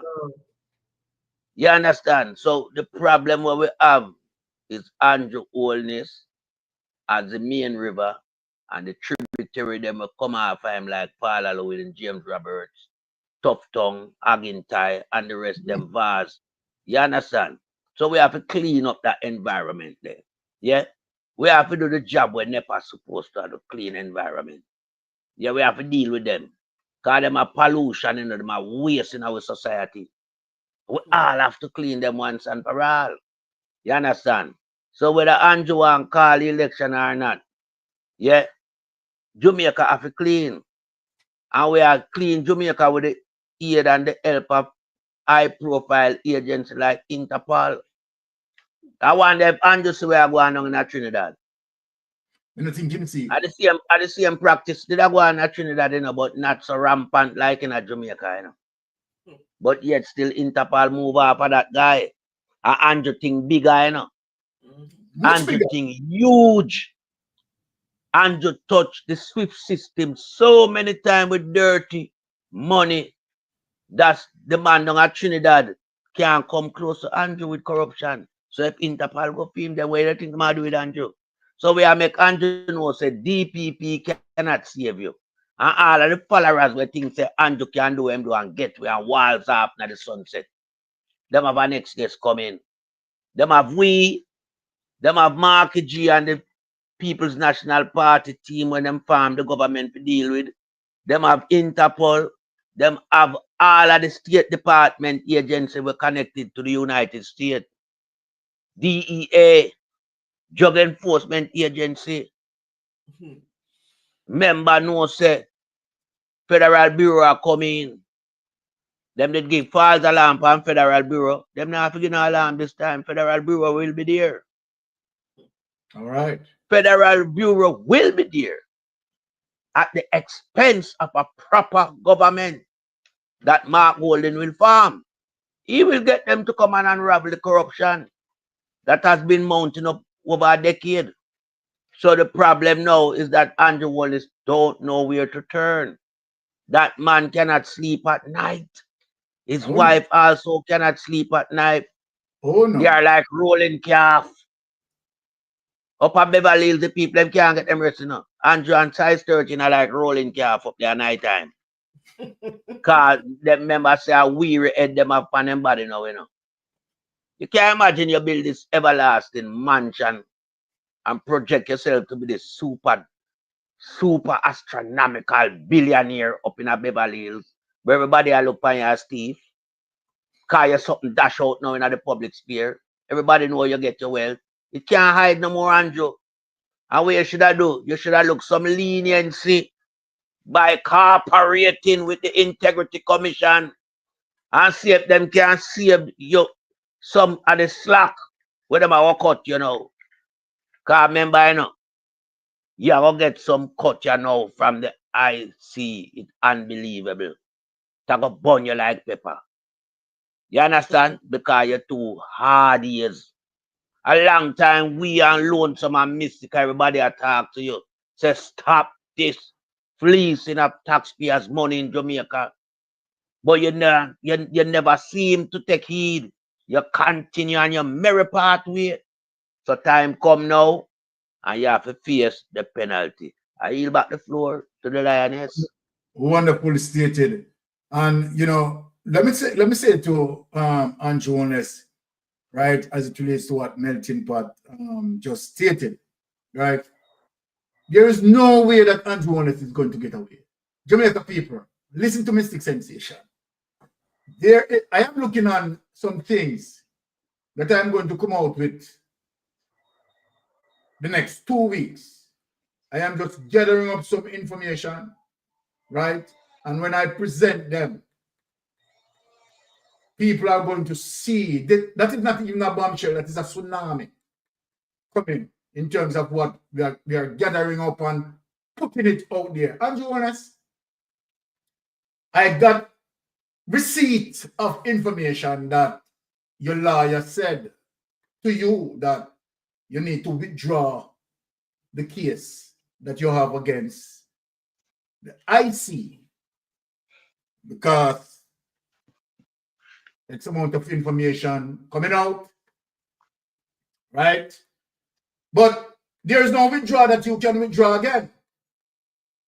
Let me say this to you. There's no withdrawal that you can withdraw again, right? Because you're in too deep. You're in too deep. You're already in the abyss. You're already in the dragon's mouth. And you can't withdraw. So I am telling you, Andrew, it is coming. Trust me. And other persons, as it relates to look, Jamaica people, let me say something. Let me say something to you, Jamaica people, before I make things come in. You can see some of those who definitely amongst the illicit 10, not 8 anymore. And I believe, let me give out someone. I believe that James Robertson is a part of that. I do believe Darrell Bass is a part of that. I believe Christopher Tufton is a part of that. Let me just hold it right here. And trust me, Robert Montague, you know you're united. See, you know where you're at? Because you run out and squeal already. You know? You run out and squeal already. Eh? I see a pressure, you. Right? But you know, see the pressure. Robert Montague, let me tell you something. You know, see the pressure, you know. Just imagine. The people fed up on you, Robert Montague. The last meeting you keep in a few place, it's empty. Come like a whole coconut shell. Nobody not did that. People are look through window and they say, what's there, what's there, what's there? But, yeah, man, judgment because of what you people do to the people of Jamaica. Right? You ask the people to vote you in. And when they vote you in, what you do? Put your knees in the necks of the people. But you told them he was going to show poison. No. When I watch some people in terms of where I am going right now. Oh, jeez. Sister Pinks. Boy, come in. Sister Pinks, we are Muslim. I know. You get anxious. You're anxious to get information out there, man, my brother. Okay, let us go back to St. Thomas, right? And our comrade brother there. Please, Jamaica, remember, before this case was put to him and these charges were put to him of assault on a police officer, he was the one who broke the news to us publicly about the over $10 million per month rent that the parish council was going to be paying at the urban St. Thomas Urban Center. Yes. He went into the parish council meeting and spoke up on our behalf, because how can a government entity be paying another government entity rent? Does that make any sense? And then it will work out to over $120 something million per year. And they're charging in US dollars too. Exactly. So every month it will go up. So you see how ridiculous this is, and it goes back to what Alan said earlier. They create these obstacles, artificial obstacles, if you go up against them. Remember, we who live in the St. James area, between Janice Allen Central, between Andre Orton's West Central, and Allen's Northwestern Central constituency. We, the candidates, those three candidates' posters have been torn on and been pressured harder than any other person in St. James. And we who live in these three constituencies are going through water artificially withheld from us. We are being punished right now. There's no water in my pipe as I sit here right now on this program. Over a week now, when the court case went before the Supreme Court, for 1 month straight, we went without water. Both PNP and GLP. And as Alan said, People's National Party think of people. They only think of votes. So when they buy a vote with $5,000 and a box lunch, they just think of the vote. They don't think of the person behind the vote. And that is the issue we want to bring to every Jamaican right now. When you sell your vote, you are selling yourself into the slavery, under the slavery of Jamaica Labour Party, because when they get there in power, they don't care about you anymore. They got what they wanted from you because they paid for their vote. They don't care about you as the person behind the vote. We have seen so many times their own people confess publicly to try to embarrass the persons who they pay for their vote, not realizing that trying to embarrass their voters, they embarrass themselves as an elected member, because you should not be paying for your vote if you are a good leader. And we go back to the leadership of each constituency, every elected member of parliament. We go back to you as a leader. What is your leadership style? Are you about the people, or are you about the votes? Are you about the votes to get you into power, to manipulate the system and use every loophole? DPP, let me talk about she has no integrity. None. That word does not exist in her vocabulary. She's a disgrace to the human race, a disgrace to women, to women who are in the legal profession. That debacle, what's going on right now, for over 7 years, people do not trust you. The people who are working with you do not trust you. DPP, I saw what you did with that case in St. James about these two brothers who was charged for rape. And early on in the case, when they were arrested, the two brothers volunteered, along with their lawyer, their DNA, to clear them and clear their names. And what you did, you kept them in jail. They were abused in jail for rape and murder because one of the victims was a child. And you tell me, these brothers, you know, before the case went to court, you knew they were innocent and you made them suffer and suffer and suffer. The only reason cartel has not sued this government is because cartel love Jamaica. True. And the same thing goes to Bolt. The only reason he has not been more vocal for his situation is because of his love for Jamaica. But let us go back to how corruption is eating out the GLP's brain like brain tumor. Oh, yes. Cancer. Every GLP representative, if you're not among the 10, you are complicit. Rightly so. Rightly so. And I am telling you this, Jamaica, go out and vote and put your X beside the head. We need 2/3 to be an effective government, because when we come into power, we're going to change and shake up we're going to turn every ministry upside down and shake out every kind. Remember, September is normally our annual conference. And we are in election mode right now. And whatever date they call the election and whatever date we have our annual PNP conference this year, it will be the first PNP conference that Mark Jefferson Golden will be the Prime Minister of this country. There you go. And I am telling you, Andrew, I don't even know if stadium can hold a crowd. Because on Tuesday night, your operatives were in St. James having a meeting in Sam Sharp Square after we announced to have our St. James Parish meeting at that location. And the ads were out there. You came there on Tuesday to try to have a meeting. We saw the pictures of the crowd there. Very thin. And what we had to do, we had to relocate because you don't like that you have to go to look at the competition of the crowd that we are expecting.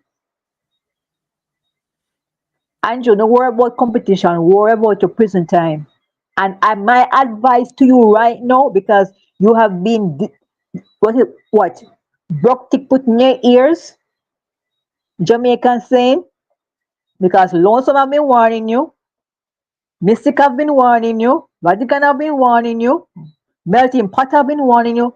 And I remember when I started to blog as a social media blogger 5 years ago, so many of your followers came out and attacked me when I told them from 5 years ago, Andrew was under investigation by the American agencies. And they doubted me. They laughed at me. They said, no, you're talking stupid. But I know I had my information straight from out of America, because I still do have my contacts there. All right. With the agencies there. And we are not lying when we say this man is going to end up worse than the man in Trinidad. Oh, yes. Definitely. Oh, yes. So when you guys are only talking about, third term, prison term. So my advice to Andrew, because his lawyer just said what he needed to say to you, because he wants to collect his pay. And we know that it is best for you to just confess, say you're guilty, and maybe you can get a plea bargain. No, man, we take that off my table. No plea bargain. Uncle Byron will be very much funny. Give him a plea bargain, but because remember, I came on here already, and asked, I asked his parents already, publicly. I asked his parents up here already. When they send him to shop, he needs to care about the change. Because this thieving thing but can't start as an adult. It has to start from he was a child. You can't just go up and be a thief like that. Because even his neighbors know property value has devalued because of him in Beverly Hills right now, So that big house is spending all that money on right now. The person who's next door to him should be suing Andrew for devaluing their property. Definitely. You understand me? Because how can you live beside an international thief and your property value don't go down? And his wife must be aware of what was happening. Because she must say, honey, where you get this money from? You're buying this, you're buying that, you're buying that. Where you get this money from? She can't be so blind to these things. And I'm asking again, St. James people, go out and vote. You have your franchise in your hand. You want to change your future. Your future is in your hand with your vote. You are a person. Every member of the PNP who is a candidate representing us right now are good people. They are not fake. They're not lying. Because right now, if you go on the St. James Parish Council website, we hear about a post office that Charles Sinclair built, but we can't see the post office. A usual thing. You understand me? Even the farm workers program thing that they've been trying to use and con people again, they are issued a certain amount, a very small amount, and they're lying to these people again. Even the job fairs they keep, it's just a farce. Con the people. Con the people. And Jamaicans, open your eyes. Be aware. We are not lying on these platforms. We come here preaching to you every day and begging you. Open your eyes. Don't be a slave to voting just for the GLP. Vote for your future. Vote for better hospitals. Vote for better education. Vote for Damien Crawford, the goat man. He will give you 2 goats. Vote for Paul Patmore. He will give you another goat.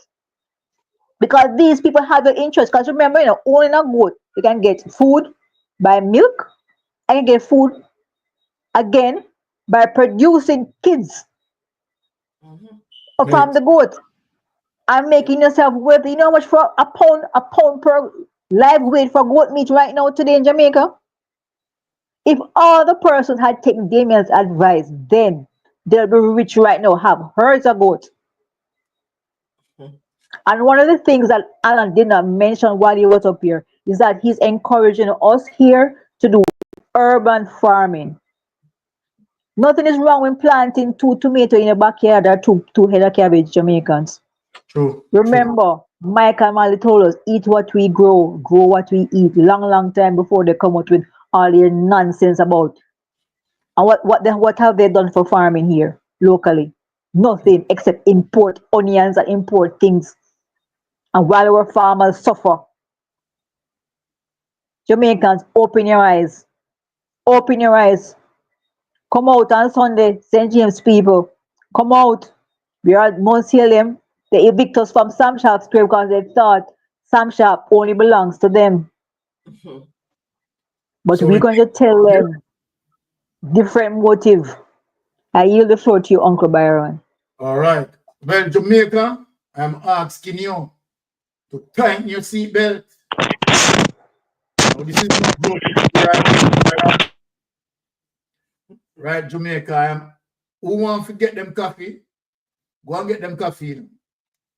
Right? Who want to get Excelsior biscuit or whatever them need to get? Right?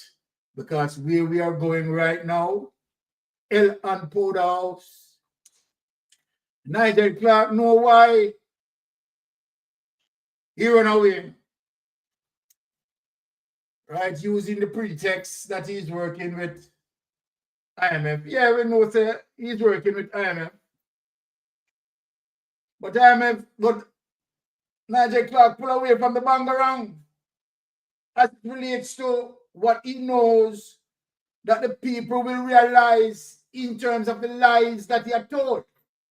But before I get there, now, when we talk about the level of corruption that Andrew Holness had done, the level of corruption, that corruption now hit the corruption index. Jamaica people, listen to me. It and affected the corruption index, the level of corruption. In 2017, right, as it relates to the Integrity Commission Act that Mark Golden, right, crafted, and Andrew Holness led government, right, put it through. People need to understand why it was put through, right, to become law. Because remember, people, if you go back to the electorate map, you will see that JLP won 32 seats and PNP won 31. And so then, right, they could not stop it. They could not stop it, right? Because they didn't have the majority as what they have now. So it was have to pass, right? Because the electorate map show you that the PNP had 31 seats and the Jamaica Labour Party had 32. But watch this now. Look where we're going. So when Mark Golden, when that Integrity Commission Act passed, the corruption index of us advanced, right? 2 places up because of what Mark Golden had done. Now, let us go to the evidence. Now, bring up the Jamaica position, and then we are going to get into the Bangara. Jamaica position on Transparency International. The level of corruption that Andrew Holness administration had done. Now, here it is, people. Jamaica position on Transparency International's Corruption Perception Index fell 4 places in 2024, last year. Here's the evidence.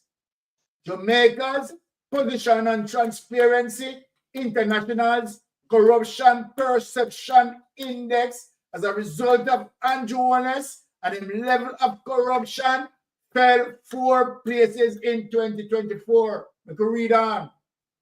Jamaica position on Transparency International Corruption Perception Index has dropped 4 places for 2024. The country now ranked 73rd out of 180 countries compared with 69 in 2023.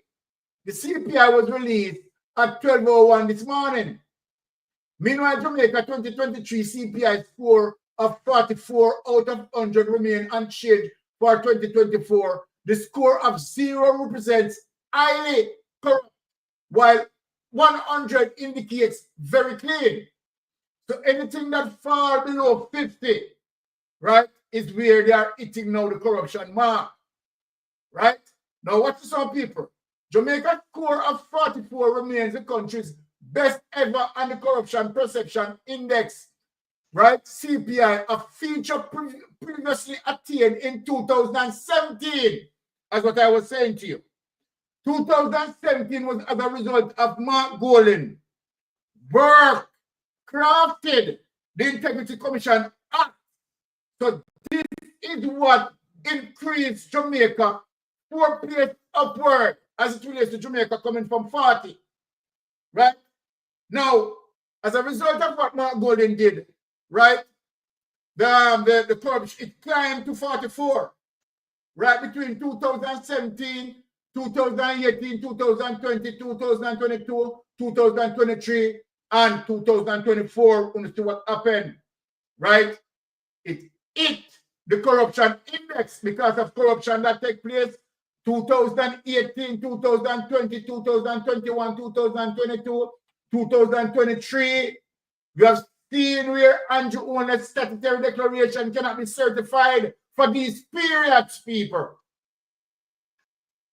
Now, I am going to come out the next 2 weeks and show a widespread of Andrew Holness statutory declaration and a background investigation that covers these periods that you are looking on from 2018 to 2023. Stand by for that, people. We will be coming out with that to show you how Andrew Holness corruption hit the corruption index. API score below 50 indicates that a country has a serious corruption problem. Jamaica has been firmly placed in this category for 23 years, right? So we only want to show you understand that as it relates to Jamaica falling now from 44 to 40. Take it away on it. Now, Jamaica, watch this now. Look where I'm going. Last Tuesday, I showed some information as it relates to Andrew Holness statutory declaration. I want people to follow me now. If you notice, as it relates to Andrew Holness statutory declaration between 2020 to 2023, people, please be reminded that 2020 and 2021 was the high peak of the COVID period. People, I want you to go back and look. You don't have to go back and look. I think you know. When Andrew Holness running $470 million between 2020 and 2023, where no majority institutions far below their profit margin, far below their profit margin. Let me ask, as it relates to a COVID period of pandemic, Andrew Holness, shell companies, profit. Make that sink in, people. Make that things in. Between the COVID period, where I think I am pointing out that the report of SSL, the consolidated report that I'm going to show, Paula Llewellyn sits on it. Because the consolidated report reflecting source as it relates to where the possible money came from. A lot of it came from. Yes. Investors' money. 2020, I want people to follow me. 2020 to 2023, 2019, 2020, 2021, high peak of COVID. Pandemic.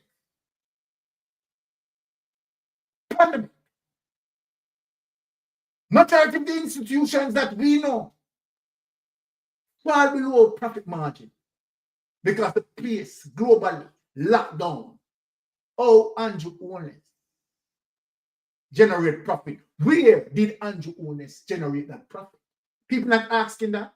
People see that, okay, all right, 2020, 2021, 2022, 2023, Andrew Holness, the around $470 million chuck through NCB, and yet you're not thinking that, but this period that Andrew Holness was doing this thing was COVID, was the height of the pandemic.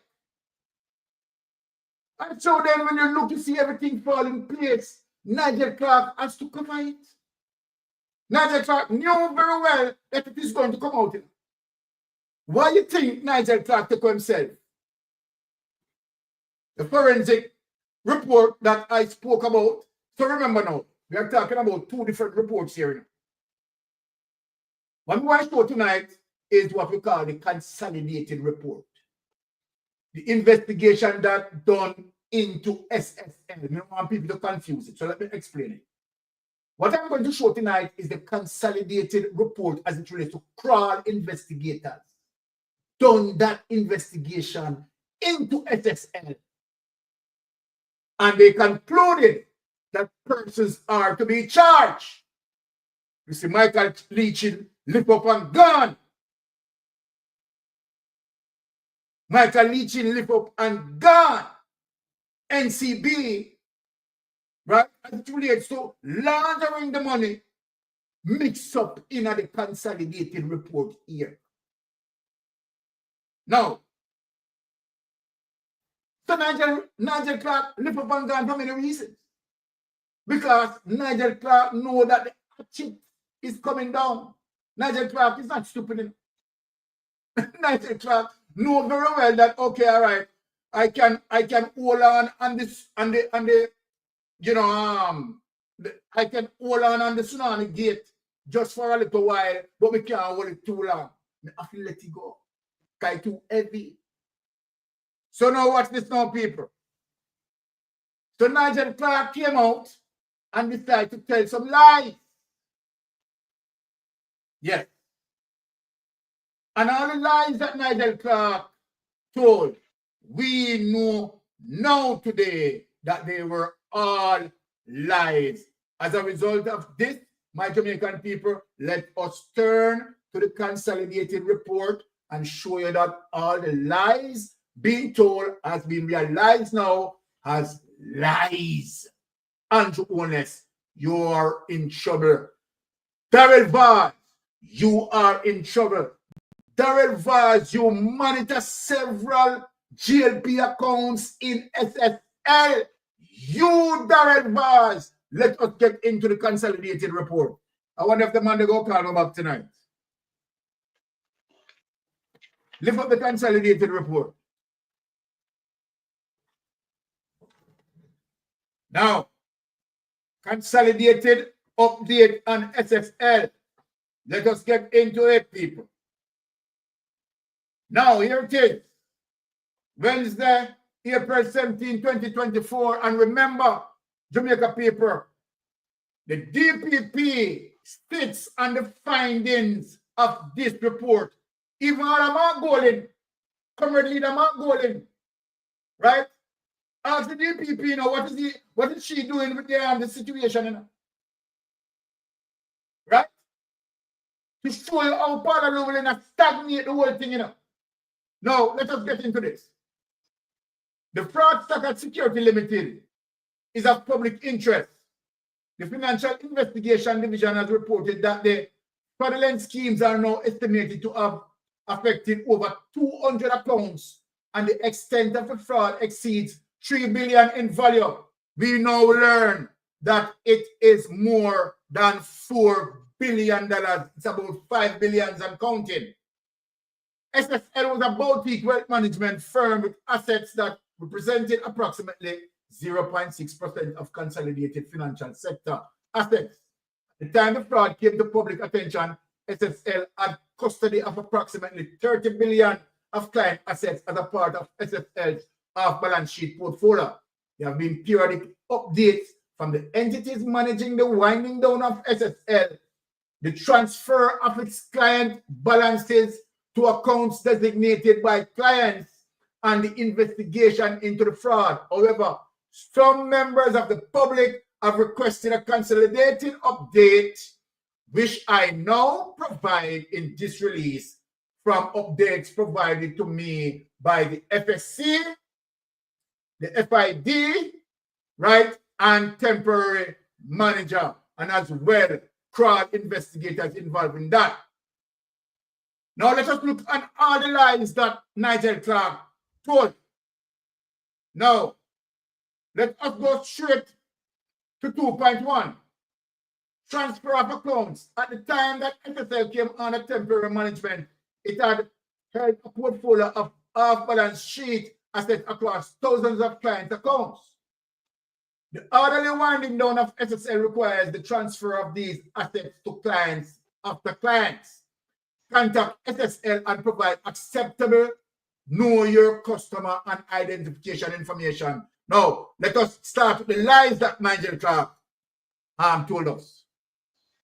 2.2, transfer of local securities. This is a big lie. Transfers began in September, and as at April 16, 2024, right? Listen what Nigel Clark said now. Bulletin point number 1, which is lie. Lie that we now prove. 1,230 clients' accounts totaling approximately 15.37 billion of local equity and fixed income security were transferred to accounts specified by these clients. This is a big, nasty lie that Nigel Clark told. Jamaica dollar cash of approximately 665 million for 338 clients have been paid over to these clients. When you hear that paper, another big, fat lie. Bulletin point number 3, therefore, a total of 16.035 billion in approximately 70% of Jamaica dollar denominated assets held in SSL off-balance sheet portfolio have now been transferred to clients. Big, fat lie. Jamaican dollar denominated assets include Jamaican equity and fixed income securities and Jamaica dollar cash. For the remaining Jamaica dollar securities, totaling 7.6 billion in value, the temporary manager is pursuing an agreement with a trust company for the en bloc transfer of these remaining Jamaica dollar assets, which will be held by the trust company in custody for clients. More details will be provided once this agreement is finalized. SSL continue to process requests to transfer available cash balance. Clients are required to submit their requests, including payment details, to the service team. Now, let us go straight now to the investigation people. I want to show you something. 4.0 is the investigation. Now listen now, people. As I mentioned in my opening budget presentation in March 2023, and again in March 2024, with respect to the investigation into SSL, the policy position of the government is that we will make available what resources are required to ensure a thorough, fair, and complete and independent investigation. Now people don't know say I lie that. We all know that that's a lie. Now, we will also leave no stone unturned. No, say Nigel Clark not there. So me no have to tell you say it's a lie. No say Nigel Clark not there. So me no have to tell you people say it's a lie. We will follow the evidence wherever it may lead and seek international assistance. Now, no say that a lie too, because he said he was going to have FBI investigating the case. Anyway, they give him half truth in that because him bringing Crawl, and Crawl is an international assistance as far as me concerned, where that is concerned. When the seminar treat him too bad. Now, this is the policy that has been implemented. Now, watch this now, people.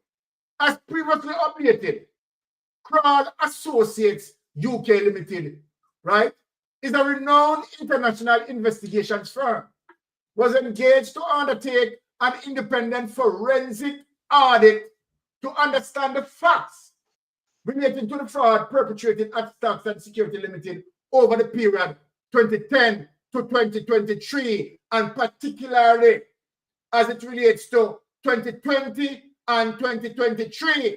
SSL closed down, people. Let me give you the facts. SSL closed down in 2021.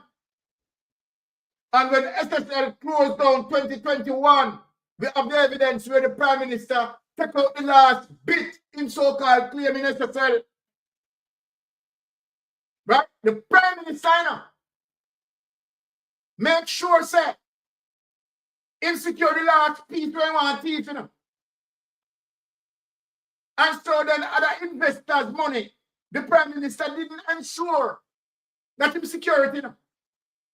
The Prime Minister makes sure, say, watch it, okay, all right, it's a fall.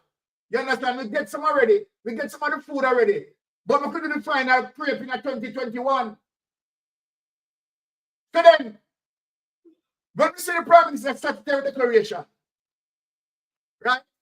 And we see $470 million they run through NCB between the period 2020, right, to 2023. That is the period that they're going to clean up in SSL. The clean up period in SSL. And you are telling lies how people get back money and all of them something there. You understand? Vicious, Andrew Holness say, well, vicious, you're well wicked enough.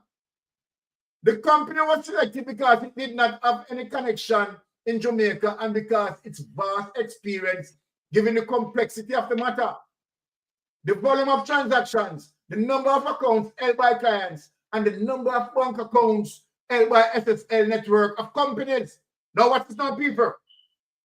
The core team, working with the support of government agencies, including FID and FSC, utilize technology, data analytics, and forensics expertise to produce a comprehensive and independent report of its findings in November 2023.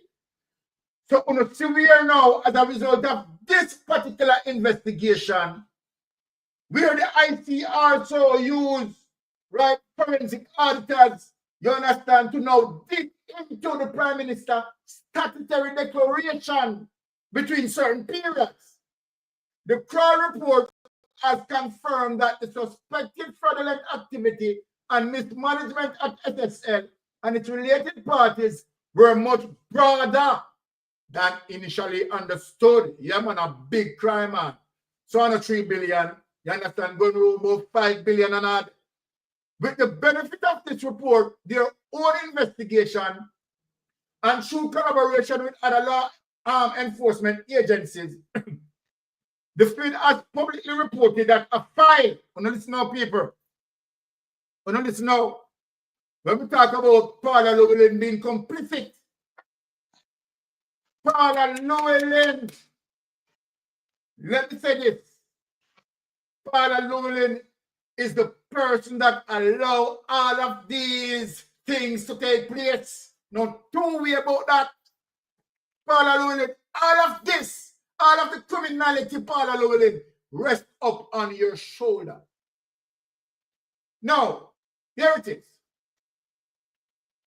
When, with the benefit of this report, your own investigation and through collaboration with other law enforcement agencies, the FID has publicly reported that a file, my people, was submitted to the Office of the Director of Public Prosecutions for the consideration of criminal charges against individuals linked to the SSL network of companies as it relates to cross-carry, Father cross-carry, you cross-carry, the bank and all of them people are the companies first one to proceed of Crime Act, Larceny Act, and financial sector legislation. Take that away. Let me talk to the panel.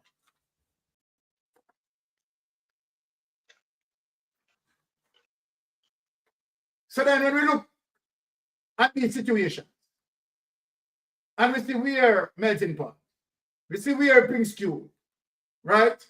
That SSL closed down in the same period, 2021.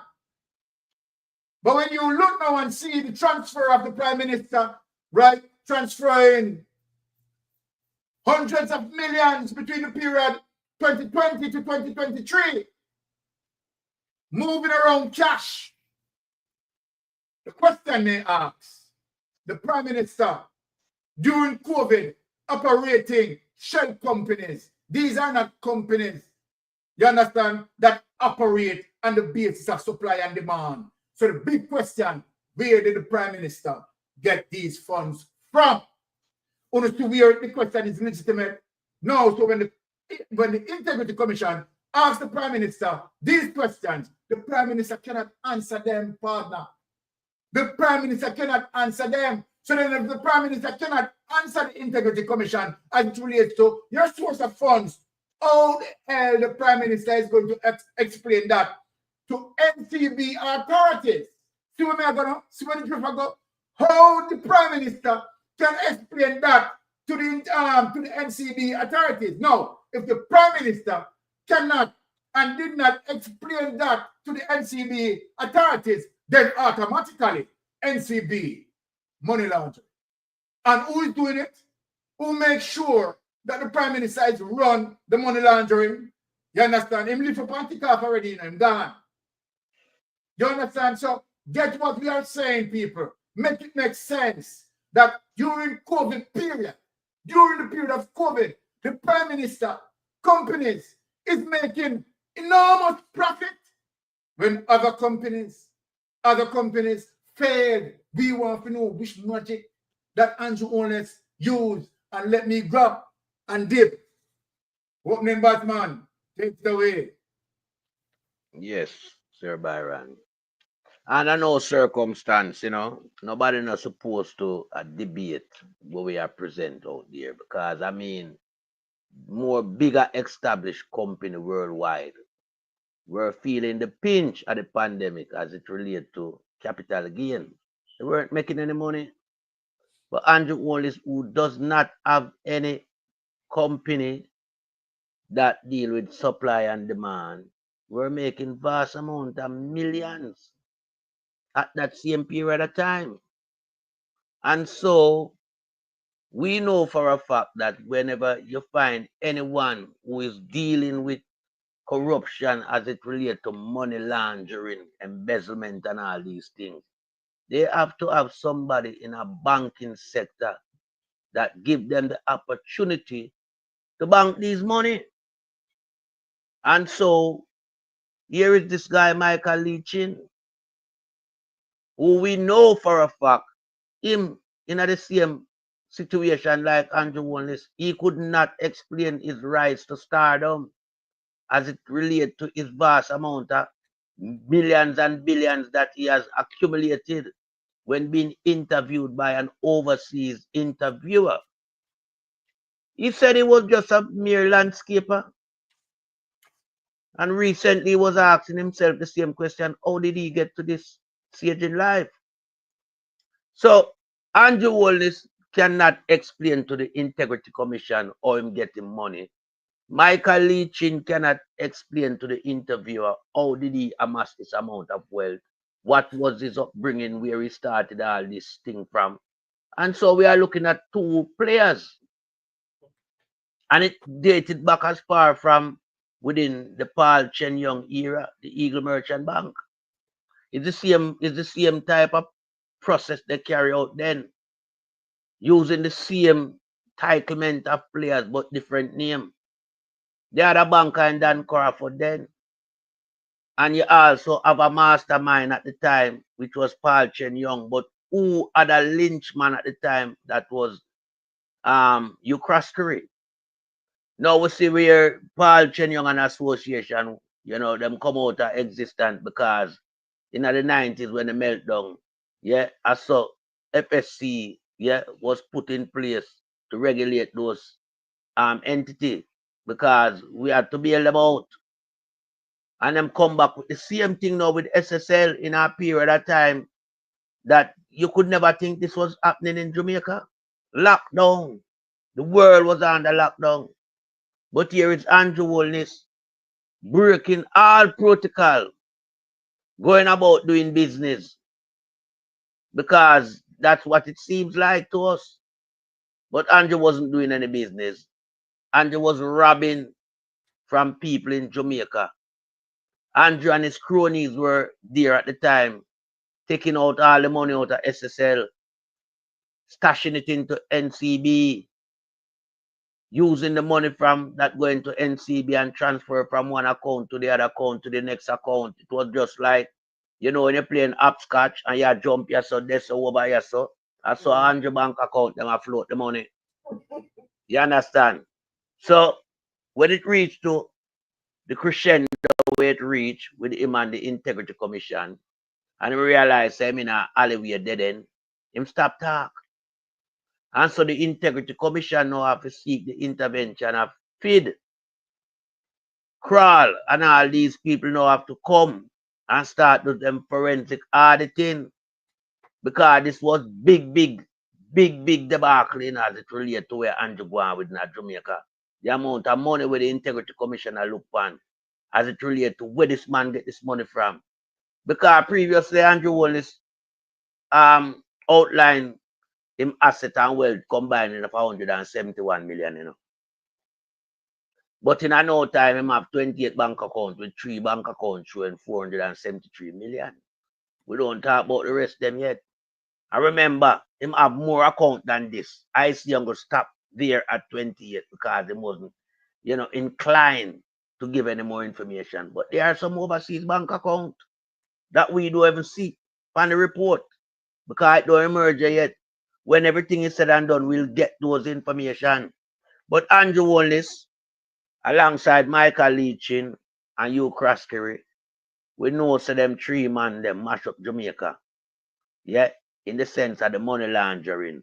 But here you have another guy behind the scene now who was taking care of all the accounts, a guy named Killer Bars from Portland.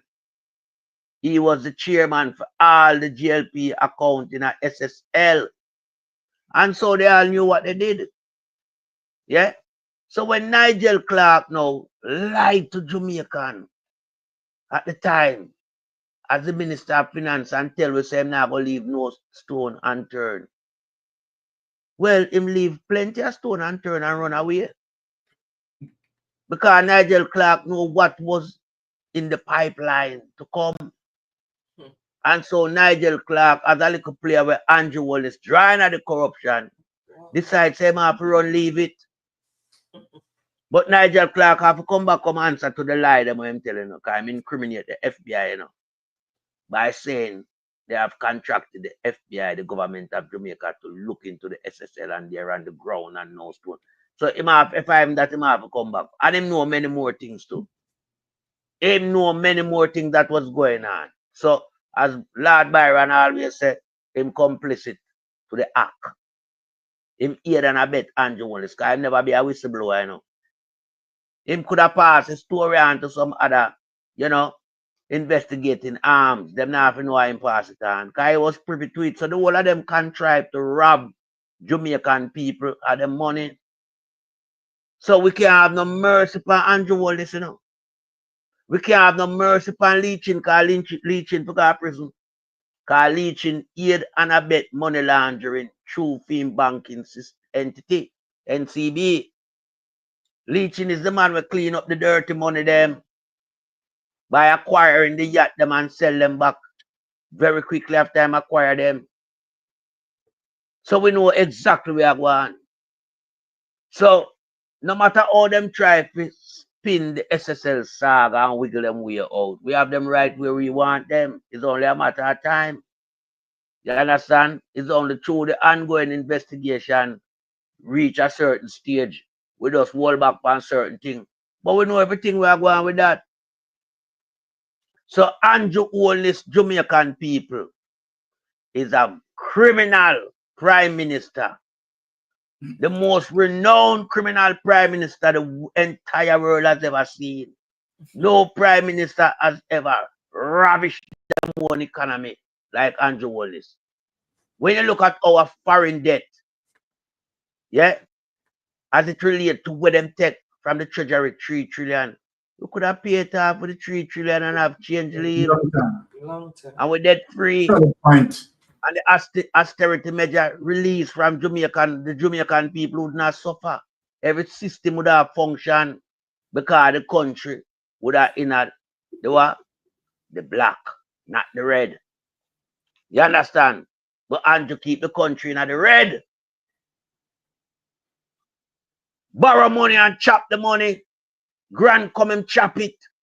Every donation will come from international donor. Andrew take the money and don't pass it on to the people who it come for. This man has so much crime attached to him. It is unbelievable. The crime where Andrew Holness having, I tell you, him tapala to come and ravel for him thing, you know. For him thing the normal, it's bigger than Jamaica. Can remember, say the man had touched the SWIFT system. Yeah. In a COVID, the man have a man a put in an ATM machine over 40 million, you know, people. In a COVID. In a COVID, you know, Andrew have a foot runner. I put money through the ATM system over 40 million. So you know there are some serious matters them there. So Andrew Holness is not a little simple guy. I'm here call for the Seventh-day Adventist Church, ban this piece of garbage from out of the building. Me a call for the church people them in Jamaica, stop allow Andrew Holness to come around, you know, and make the sorry statement and him sorry speech like him is a Christian. He's not a man of God. He is a man of the devil. And him possessed from hell. And we need to get rid of him. Because Juliet Holness, you know, ear than a bet Andrew, you know. Because she never yet asked him where all these money are come from. Why you have so much bank account? Oh, I'm not on any of the bank account. So she know where I go on. But me I tell size 13. Remember, you know, when you and your husband get married, you know, join as one, you know. In matrimonial terms. Yeah? So you see, the wealth, it accumulates as one. So anything we take from Andrew, I will take from you too, you know. Because you're one have to come over through them not ready for you yet. So you feel like you get where you swim like a shark out in I see. No. I just threw them not ready for clog on you yet. Because them know about all of your investment, your construction investment them you have, and the other investment them want to run illegally in Jamaica. Such as the trucking and all these things. You understand? Want to take away the food from the poor people. Table want to take it off of them. A man have a little one truck where him struggle to buy. Sometimes them borrow loan and buy a truck because them want just go hustle the truck in the backside or in any sector where requires trucking. Who no take away that from them have about nearly 200 truck. Who no have in, hey Andrew, where you going in Jamaica? Juliet Holness, or you allow Andrew to get to the stage. You know, shame of yourself. As a woman, you have to shame of yourself, you know. But I remember one of your first interview when you come to the public attention was that you like to count a lot of money. So maybe, you know, counting Andrew money was one of your desire after you leave Parliament and go home. Because you do no work now in the constituency, you know. You and your husband time is to rob the country and count off the money. But you're so stupid that, you know, you can't realize that lead to no demise. That bring you right back to earth where you come from. You understand? So you, size 13, you won't be in a market counting any money. You'll be in a prison, a woman institution. Yeah? And your husband will also be in a prison in a male institution. God help you two son. I mean, I know because the investigation team might have some lenience because I want to incriminate them from them young. You understand? But them should have come out, come talk to you know. But you see, Andrew's sister from overseas, she will get all before the justice system too. Because them have to bring all the players them right around the table. Because she have asset belonging to Andrew Holness in her name. No brother no give them sister them amount of shares there. And you know where feet. So she know what she had a long time, you know. Yeah. But I'm just saying to Jamaican people, now is the time where we have to make the changes because we cannot keep, you know, our mind fixed around this criminal prime minister. We want him to go and we want justice to be the order of the day where he meet him fate. You understand? Well, one thing can't get that done. We have to vote them out completely. So when Marky G and the People's National Party, rest of member of parliament, them going to garden house. Them not have no obstacle in them way to craft all the act them and put them into law.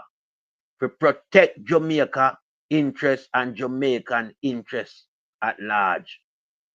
Our country has to come back to its former glory days, like when Michael Manley did set it, when PJ did advance it.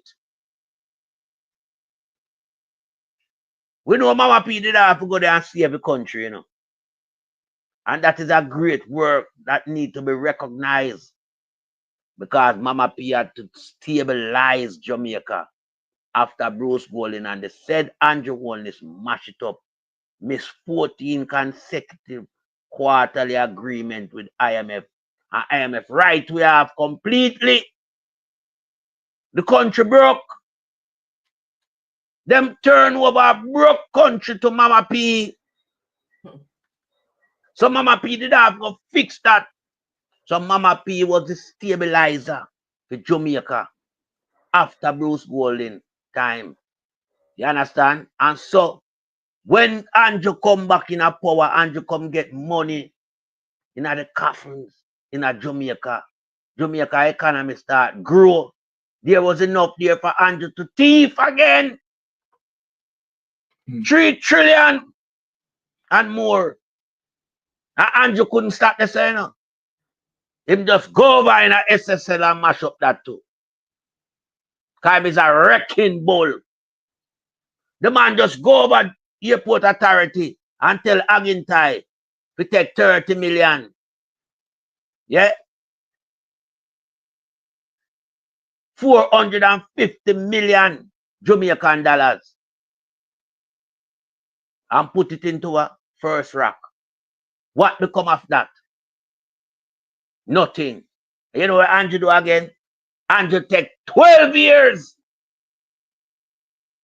What a money from the people that we are run out there. Him draw that down.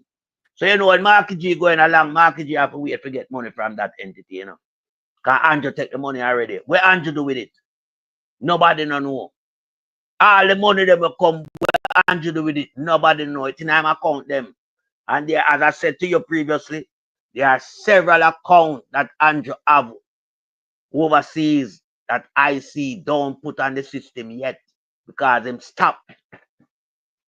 You know, if Andrew Wallace book him too, when Andrew Wallace, I tell them say the 700, it's a 700,000 is not US, it's Jamaican dollars. The man have a US account and switch it to Jamaican account. Unbelievable. Unbelievable. You understand? I just say I'm stopping up. I see seminar 1 year, not more from you. Because that can't be. That as we start this investigation, you and the bank realize that a wrong account the money, you know. Now, Andrew, let me say this to you and to everybody in Jamaica. When you are doing a foreign account, yeah, you get a different application form to fill out. You don't get the local form to fill out. Yeah? So there's no way them can get it wrong in that regard. So Andrew is such a blatant liar. That's him lie till him look fool and stupid in the eyes of everybody. This man has no shame. He's a national disgrace. And that's the reason why we have to get rid of him.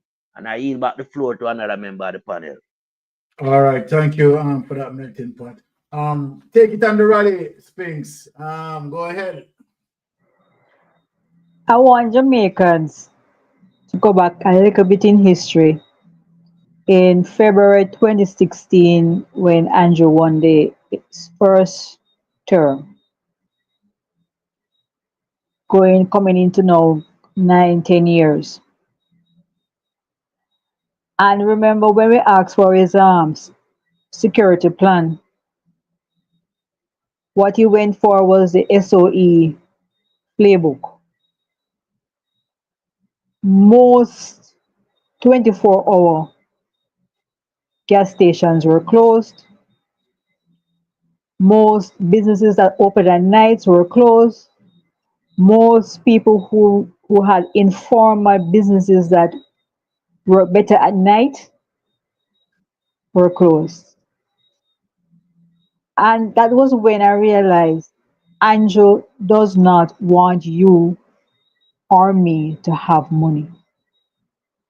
Because if your business is 24 hours and you are paying rent for that property and overhead for that property, and the night business of your business had to close because Andrew installed SOEs, your business basically cut in half or less.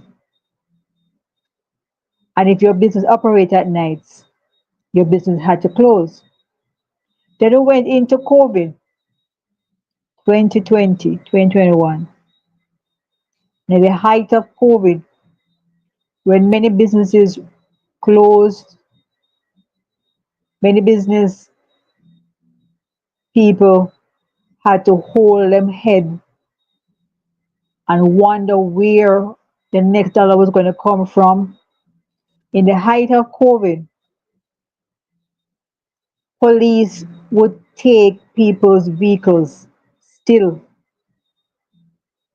In the height of COVID, people who came out and said, young men who came out and said to Andrew, SYM were arrested even if they're hiding under their beds, and asked to publicly apologize for saying SYM to Andrew. And I want to remind my Jamaicans, in the height of COVID, if you were caught without a mask, how much your fees and fines were. And I remember in COVID, the police trucks going around and picking up people and dragging women into trucks. And I remember in COVID, all the separation most of us went through, while they, like Floyd Green, could have parties, birthday parties and champagne parties at hotels, and were not charged for breaking the COVID rules and regulations at the time. And I want all my brethren and sisters in Jamaica to remember oxygen shortage in the height of COVID. And I want my Jamaican brothers and sisters to remember water shortage in the height of COVID. And I want us to remember JPS turn off their light in the height of COVID, when your children had to be homeschooled on tablets and the JPS supply was not reliable. And I remember Favor Williams was Minister of Education then, and she promised us that one of the phone companies here would provide teachers along with them phone card and phone credit so that people could top up on their tablets to have their children educated at home. And I remember that promise was never kept. So I remember all these things because I live here and I have the reality of going through and seeing what myself, my neighbors, and my family went through. And in the height of this man got grants from so many first world countries. And how many Jamaicans benefited from it? In the height of COVID, this man took out loans. And now we hear from the IC report, $470 million going through his account, and he only could report over $170 million. Andrew, what happened to the $300 million Jamaican? And when we think of all the persons Royal Reed, Grace McLean, everybody does whatever entity these minions, these bloggers were put in charge of. They mismanaged, they gave no account, they kept bad records or no records at all of what is happening, and they just went in and destroyed until 2025. Jamaicans, if you're a laborite, I would like you to look within yourself and ask, can you vote back in this man? Because all they want is your vote. They don't care about you. Because the JLP behave so much like the colonial former masters. They want to turn Jamaica into one big plantation where we, the taxpayers, go out there, work hard, pay our taxes for them to live lavish and have yachts and big houses and all that like that. And we suffer. They do not think about us. And when we think of all the lies that Nigel told us, Nigel said he would leave no no stone unturned. Right? And Andrew said when he was asked if any of his members on his side are in the illicit, 6 at the time, he said he looked far and wide. And one other lie that Uncle Byron did not mention on the list that Nigel's told was the fact that when the man from FSC told him that he sent him a letter for over a year before Usain Bolt blew the whistle on SSL, Nigel said he got no letter. And the man from FSC came out and said, yes, I gave you and sent you an email. I sent you a hard copy. Such and such a date. That time, Nigel came out again and said he did not get it. And what happened? The man from FSC did not have his contract renewed. In other words, he was fired from his job. And this is what we see happening whenever someone come out and speak up to defend us, to defend the right and to the honorable thing for us. They fire them from their positions, but yet they keep employing their minions, their bloggers who are unqualified for these positions, who they put in their cog of corruption, as use them as cogs in their wheel of corruption, only to take from us daily and while lying to our faces. Every week we're here informing and educating you on how much wrong they are doing. How can you still support them? Ask yourself, why would you support someone who is stealing from you and spitting in your face and sending you when you are sick to a hospital like in Sablamar, where when rain falls, it runs and floods out the hospital? Crazy. If you have a bed, Mighty God. they do not respect us. No love for us. No love for us. And if Nigel chose Jamaica because it's so hypocritical that they're now using the two words, choose Jamaica. Did Andrew choose Jamaica when he took from the grant? Did Andrew choose Jamaica when he punished the young man for saying SYM? What kind of love to a fellow Jamaican is that? Did Andrew choose Jamaica when the IC asked him to declare his assets? Why are you stressing us out? If you choose Jamaica, call the election. You know that you're going to lose the longer you wait. And remember, every week, 3 or 4 scandals come out. The less people are supporting you. Just call the election. We know you're about to start a prison term at the age of 53 years old.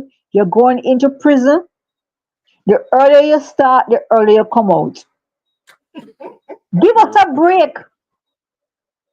Give us a break. Dragging us and punishing us, the entire nation, because you don't want to go to prison. Look what happened at Summerfest, your last Summerfest that you will attend. What happened there, Andrew? How did the audience receive you? You were booed. They laughed at you. My How goodness. many times are you going to suffer, go through this before you understand Jamaica has no love for you anymore? They want a change. They want Mark Jefferson Golden, our advocate. Mark Jefferson Golden, our Minister of Justice. Mark Jefferson Golden, who is what they want for Prime Minister. Andrew, why are you punishing us? It's like we are in prison with you right now, and we don't want to be there with you. We know you're going. We know you're going. You enjoy your last Summerfest, you enjoy your last birthday out of prison, and you enjoy your last, what? Emancipation coming up next month and emancipation holiday. You will not enjoy this Christmas. No. So just call the election. That's true. If you choose Jamaica, school is supposed to start the first week of September. Election is due the 3rd of September. Call it so we can have it before August. So the kids can be comfortable going back to school. And we know when we have our PNP annual conference, we are going to be celebrating. Definitely. Because me have my clothes already picked out already, you know, for annual for conference this year. Where's the Mr. Pigs? We have my clothes picked out already. One will pick out to celebrate our victory. Because we are tired, we are being chained by this slander, a slander of change, a slander of misrepresentation, a slander of mismanagement. These are slavery chains. Andrew, you remind me of the book Animal Farm. And everybody who has read this book understand. He's Napoleon the pig. He's Napoleon the pig. And every day the pigs wake up, they choose to rewrite the laws on the farm and become more human. Andrew, just let us go now, man. Let us go. We're tired. We're tired. How long will you endure this? I was at an event when the mayor of St. James was not received well. How long? Your people are going around having parades with buses. Scrap metal, we pay, you bill us 1.4 billion because that's not what you pay for it. You bill us 1.4 billion for American scrap metal. Having parades with 10 people in green shirt. Because we're going to start counting the people them now, you know, because we're tired of seeing the thin crowds. For weeks and for months, you're going around parading. We saw a Desmond in St. Mary with a big truck.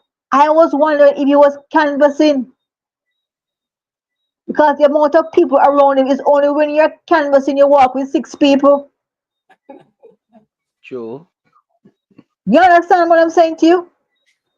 How long? The optics are there. But Speaks, hold on there. Just recently with Robert Montague meeting, Only 2 persons count there, you know. Robert Montague and dog. Macbeth. The rest of people them what they not the green, you know. I treat them, you know. They don't have the green shit under there. Only 2 persons. Exactly. Only 2 persons count.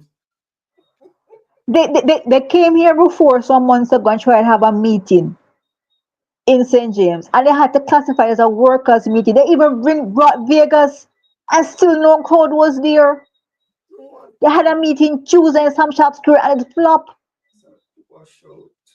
It's like a producer, a dancer or show, and every show and produce it flop, and him still can't say him are wasting time and wasting money. And it's like they're not embarrassed. I feel ashamed for them. When I see these crowds, they're in St. Mary parading these junk buses, scrap metal buses, and the crowd is small. What are you doing? They are beating a dead horse, and we know, JLP, when you lose this time, you will never be resurrected. It's embarrassing. Trust me. You will be buried in your corruption that you create, because the PNP did not create this corruption for you.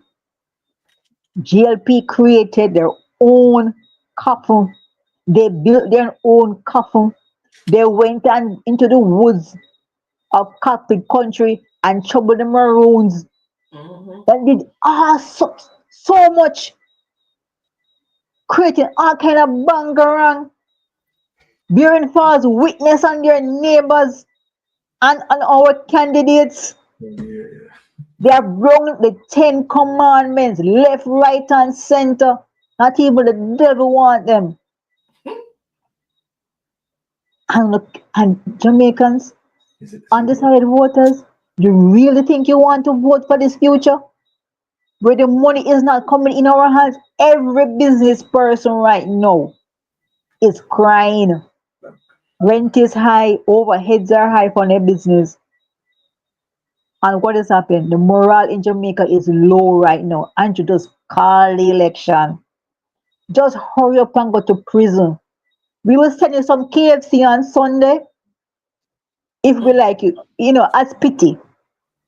Just give us a break. And I yield the floor to your Uncle Byron. All right, thank you for that. Sister Spinks, when I tell him no KFC chicken. No. Bula Turn Camille. Turn Camille. Yeah. Bula too good to them, man. Turn Camille. Chicken back Andrew Holness from where me try beg to sympathy here. I'm not for you over here, so they don't beg. No chicken back 49. Not even plea bargain Uncle Byron won't give you.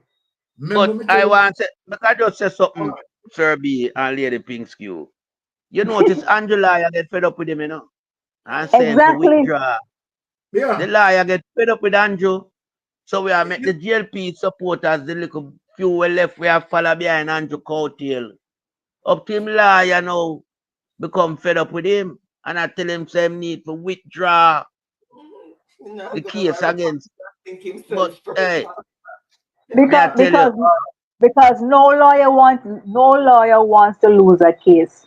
All right. Exactly. Sean, and the case cannot be win. It's not a winnable case. Thank you. Good. All right. Amen. Yes, sir. All right, people. I want you to listen to this. All right, let us hear the snake oil salesman here. Yes. Yes. Snake oil salesman. Let us listen to him. Because no one listens to Andrew Holness anymore now. They know say every word that comes out of his mouth is just lie. But anyway, listen to him. But I want you to follow me a little bit more along the logic of this argument. Every government should be able to build upon the legacy of the government that came. The PNP has not left us any legacy in water. It has not left us any legacy in roads. It has not left us any legacy in education. They have not left us any legacy in health.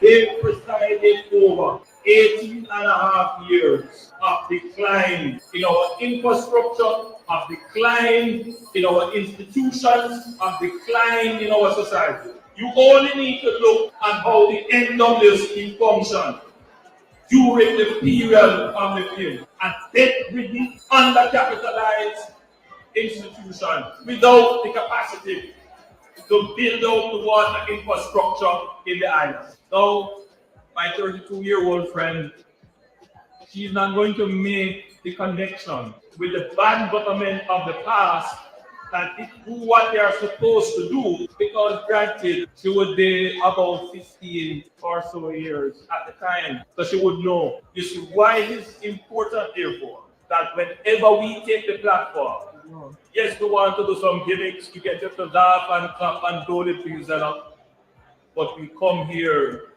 to teach. We come here to remove the crowd and dark narratives that have been provided our people for a long time. We come here in the weekend and in the day and to educate and to inspire the people that they know the right choices to make. But I want you to follow me and to My Jamaican people, let me tell you something straight out. One thing me sure, you know, say Satan don't want him down a hell, you know. No. Because if him go down a hell, he will go tell Satan, say Satan are Jesus, you know. Yeah, I tell you. So Satan don't want him down a hell. He will go down there and look here. Him will go down there go con Satan. He will go tell Satan, say Satan are Jesus. He will go down there go con Satan. We want to send him farther than hell. You understand? Yes. We want to send him farther than hell.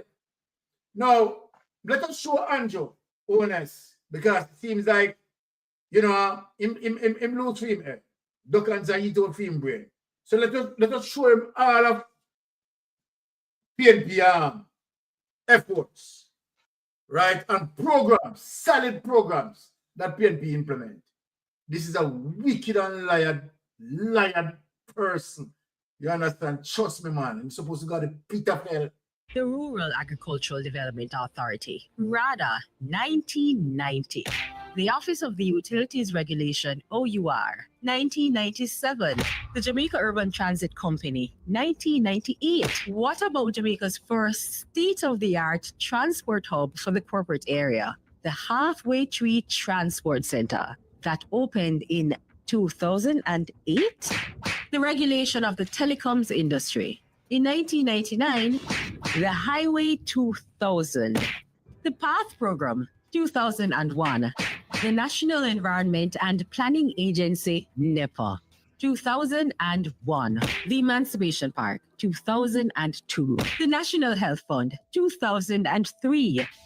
Without major upgrades to Sabina Park in 2005, the creation of the Trelawney Multipurpose Stadium, 2007, and work beginning of the Montego Bay Sports Complex, otherwise known as Catherine Hall, in 2000, Tourism Enhancement Fund, 2005. All the fancy Spanish hotels that bring in so many of our tourists and provide jobs. Thanks to the Master Plan for Sustainable Tourism Development in 2002. And the Falmouth Cruise Shipping Pier that began development in 2009. 64 schools were built and refurbished, including 70 new basic, primary, and high schools in Western Jamaica between 2004 and 2005. As well as Greater Portmore High School in 1995, Ascot 1997, and Cumberland 2000. By the way, if you're watching this using a community hotspot or broadband, you can thank the PNP and the establishment of the Universal Access Fund that later developed into the Universal Service Fund, which provides free community Wi-Fi and hotspots island-wide. I asked the communications arm of the party to put together a document of achievements. I'm not talking frivolous us achieve. And they have come back to me with a document of over 250 significant achievements of the Jamaica Labour Party. 10 years ago, there were people who felt that Jamaica was a basket case, that Jamaica would fail, that Jamaica would go bankrupt because our debt was 130% of what we produce in any 1 year. Meaning that if everything you produce, you put it together to pay off the debt, you still owe about 30% more. Today, we take everything that we produce and pay off the debt. We have 32% left for us. See how things change? And people never believe it could have changed. One time, more than 10 years ago, 13% of Jamaicans were unemployed. Today, only 3.5%.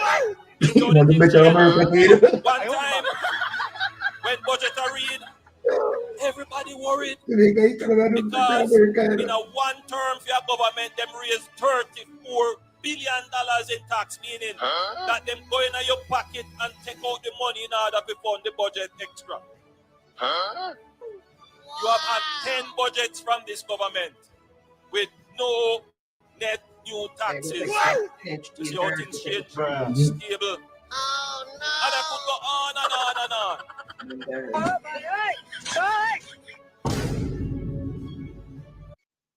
All right, Mr. 28 bank account. Pathological emendation. Mighty God. Let me tell you to the man lie. Well, this is where we ended for tonight, ladies and gentlemen. I want to say big thanks to Pink's Cube, big thanks to Melting Pot, the opening batsman who always bring it. Right, wonderful program tonight. And we want to say big thanks to all subscribers, right, all persons in TV land, right, locally, right, who are tuning in. And I hand over to Wifey for Wifey to close us out. Wifey. Okay, guys, as usual, thank you so much for. Oh, Pastor Ricky's in the background. Sorry, Pastor Ricky, you just came there 5 minutes ago. I text both of you, but it's okay. Screen was on. You probably wasn't paying attention to it. No, So, the other thing was playing. All right, so we are on the closing now, Pastor Ricky. So, right. You have any last word to say since you have not spoken, and then we just close? well, Mystic Sensation and your research is always a all-in-one when you play golf, or a shot in the basket when 3-point shot, you always go. So we know everything that you shared is bombshell, bangarang. So we give thanks for all that God is using you. As I often say, we're not just here because we want to be here. We're here because God is using us. So it's a beautiful thing to know that God uses us in different ways. I just finished preaching my heart out. And come back. So God is just using us, and we're grateful to that. So Thank you so much to the both of you and everybody in the chat. All right, wonderful stated, Pastor. Yes, Oni, go ahead, close us out. Okay, again, thank you so much, guys. Really appreciate each and every one. Thank you to all the new subscribers. Thank you for those who have been here from beginning. Thank you to our moderators for making sure that the chat runs smoothly and just encouraging people to thumbs up the live. Really appreciate the effort there. Thank you to our panelists. Thank you to Alan Bernard for passing through and sharing his wealth of knowledge and what he wants to do for Jamaica once they go into power. Really appreciate that insight from him. So guys, I am going to say, wherever you are in the world, walk good. If you're in Jamaica, safe travel on the gravel until Tuesday when we meet again. And remember, Pastor Ricky is going to be live tomorrow, and he will have his Titan brothers on with him. Tomorrow is Saturday, right? Tomorrow evening. Oh, yes. And then remember Mr. Rattigan starting at 2 p.m. Jamaican time and 3 p.m. And so then US time. So all right, Melting Pot, right, Mystic Sensation. Yeah, we'll be definitely right in the place. Make Pastor Ricky give the time again. All right, Pastor Ricky, give the time again now in terms of. Yeah, thank you. It's 8 p.m. US time, 7 p.m. Jamaica time. Okay, and that's Politics Corner TV. And remember, yeah, and please subscribe. Those in the chat, please subscribe the link. Thank you, Lady Anne-Marie, for posting it. I appreciate it. All right, listen. Titan Brothers. Melting Pot, you damn sound like you're coming, man. What go on? Well, you want me know. Melting Pot is always hot, you know. So you have to take me and hold me. Because the fire keep burning. Yeah. Definitely. I don't have to say nothing. I just bubble like a volcano. What is going to be there? Definitely. Yes, it is. Respect. Good night, Lady Pink, Sir, Lady Anne-Marie, Sir Byron, everyone in the chat. Blessings. Good night. All right. So why you come to me with that foolishness, you know? You elect a prime minister, and is a prime minister run the country. It is time we learn to hold our leaders accountable for their actions and stop making excuses for them. Stop making excuses. Otherwise, go elect the people who really run in the country. And I don't want the right start that stupid argument. Hold the people you elect accountable and stop making excuses for them.